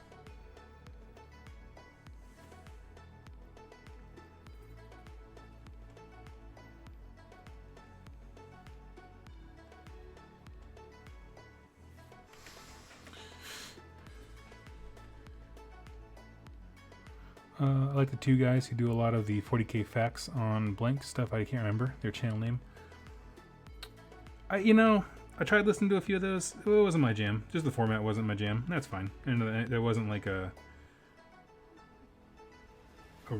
big to-do reason as to why. I just didn't hit the button right. You know what I mean?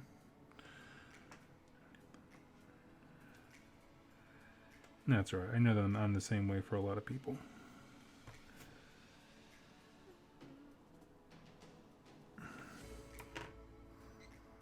One Mind Syndicate. Thank you. That's what they're called. Yes. Let's see. Wanted Iron Jaws for a while, and this book might get me to buy them. Yeah.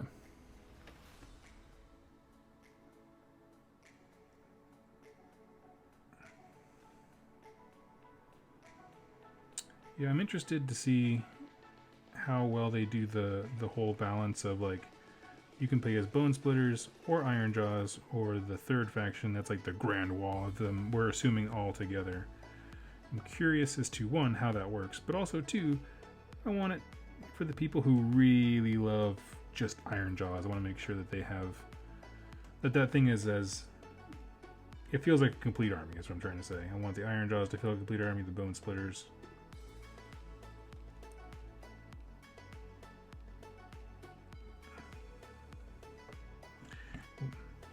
We have a gentleman who comments regularly that he's a Bone Splitter player, and want everyone to feel like they have cool stuff. To stuff, I really enjoy these videos you did on brewing up an army concept, kind of like what you do with making your own pirate army. If the brew vids don't take too much research, it'd be great to see. Yeah, so like as far as like the Deluge series that I have about these guys, I'm actually planning to record one maybe tomorrow night, kind of updating with what I did with the hobby. It can't be more than weekly because I'll go insane, but they're pretty easy to do, and basically I'm just going to keep it the same way of like a really, really simple like slideshow type thing, just showing off what we have, throwing the models I have completed inside the photo box and taking some fancy pictures with them, that kind of stuff. I missed his weapon. Yeah, stuff like that. I'm excited to do.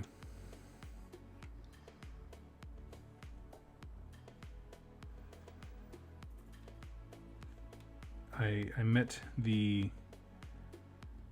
gentleman who judged the last painting event that I was in on. I came in second for best painted with my Stormcast for that event, and so I went. When I was starting this project, I told him this today. I was like, I went and I downloaded his rubric for best painted army. I said, I'm going to hit every single box on that rubric by the time I'm done with this project. That's my goal. He was like, all right, that sounds awesome. I was like, yes, it does. It does, Evan. So I'm excited about that. That is my goal for this army, is to somehow eke out best painted. And I think if I can keep the quality up that I've been doing, I think that's going to be a thing.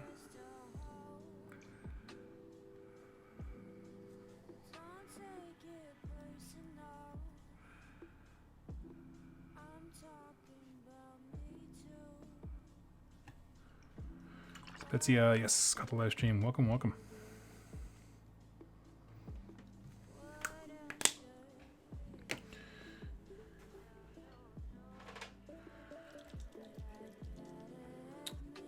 Does GW ever update what allies an army can take? Yeah, they do. Whenever a new book comes out. Because I'm trying to think.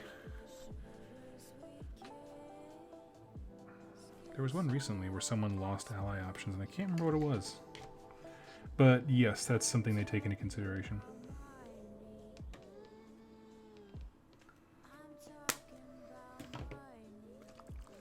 Hi everybody. Hello, Boss Slagfist.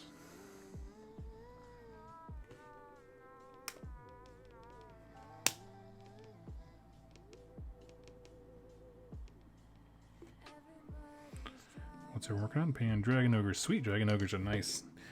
Right now, I am painting up some Blightkings. Blightkings. And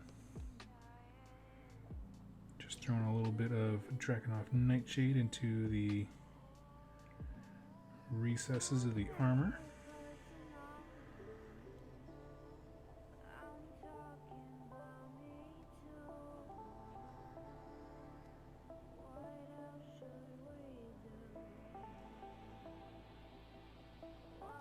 It's tough. So I love the new Night Lord's Blue, like they came out with, the new base color.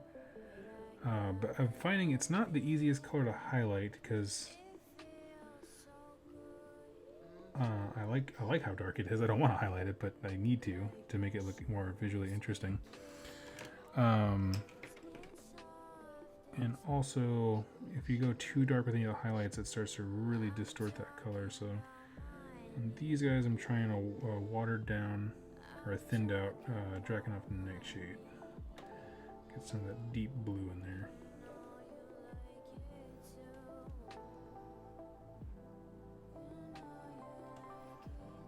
Because when it's already so dark, it's not the easiest to really catch shadows very well.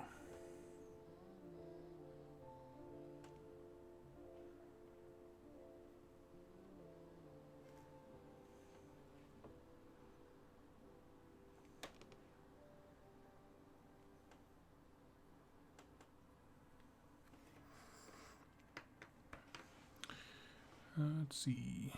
Any tips on skin? Finally starting a horde of Reavers. I love, honestly, truthfully, I love the skin colors from contrast paints. And if you're just starting, man, theirs are hard to beat.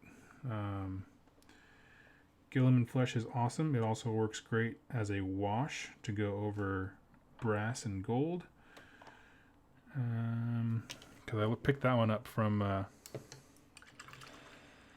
GW video, I think it was.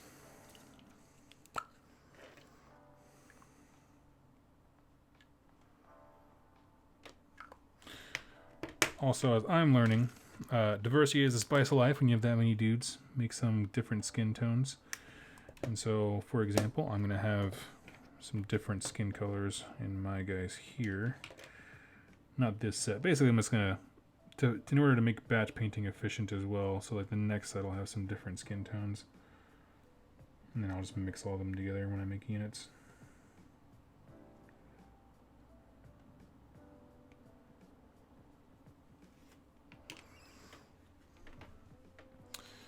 Let's see.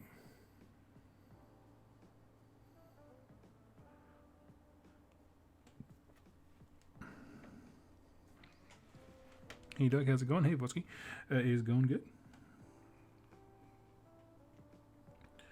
Just chilling, living, laughing, loving.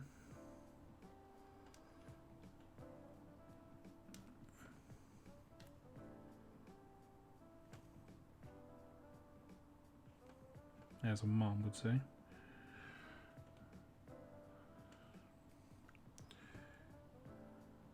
Yeah, I do really like the skin tones on contrast. My two favorites are Fireslayer Flesh and Gilliman Flesh. Fireslayer is a really nice tanned skin, like they've been out in the sun.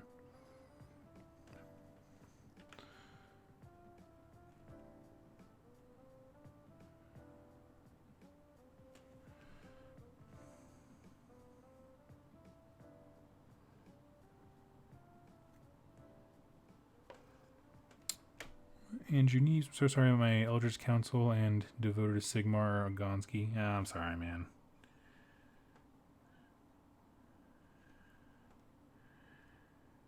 I never try to console folks very much other than just to say I'm sorry. It just sucks. I'm sorry. You get those folks only like, well, actually, it's a good thing. Like, yeah, no, it can suck.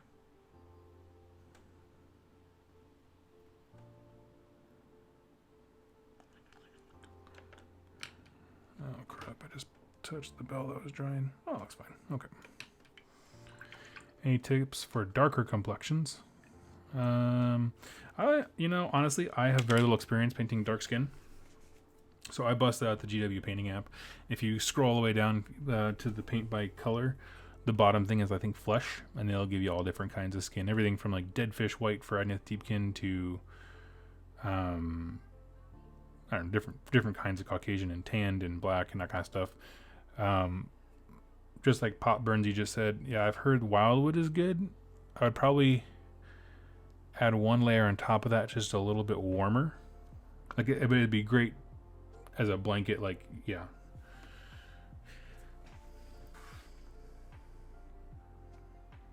I avoid that problem by never using natural skin tones.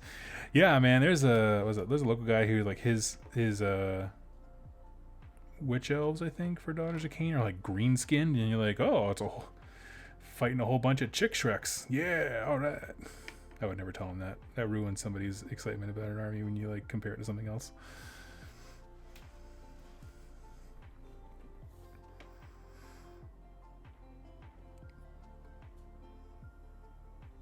Dryad bark base coat, no wash, layer up with Doom Bull Brown.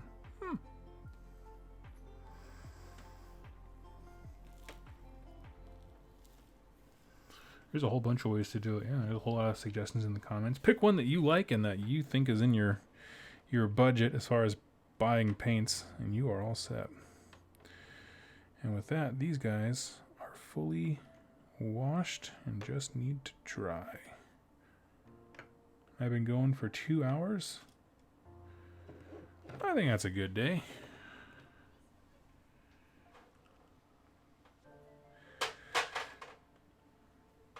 This is always the part that I hate when it comes to painting, though, like when you reach that point where stuff's drying. Because there's just nothing to do. Time is all it takes. So anyway, I'm going to go ahead and hop off for the evening and start working on my update video on where the army's at now. But I will be here. I forgot that it's Sunday, so yeah, tomorrow's Monday.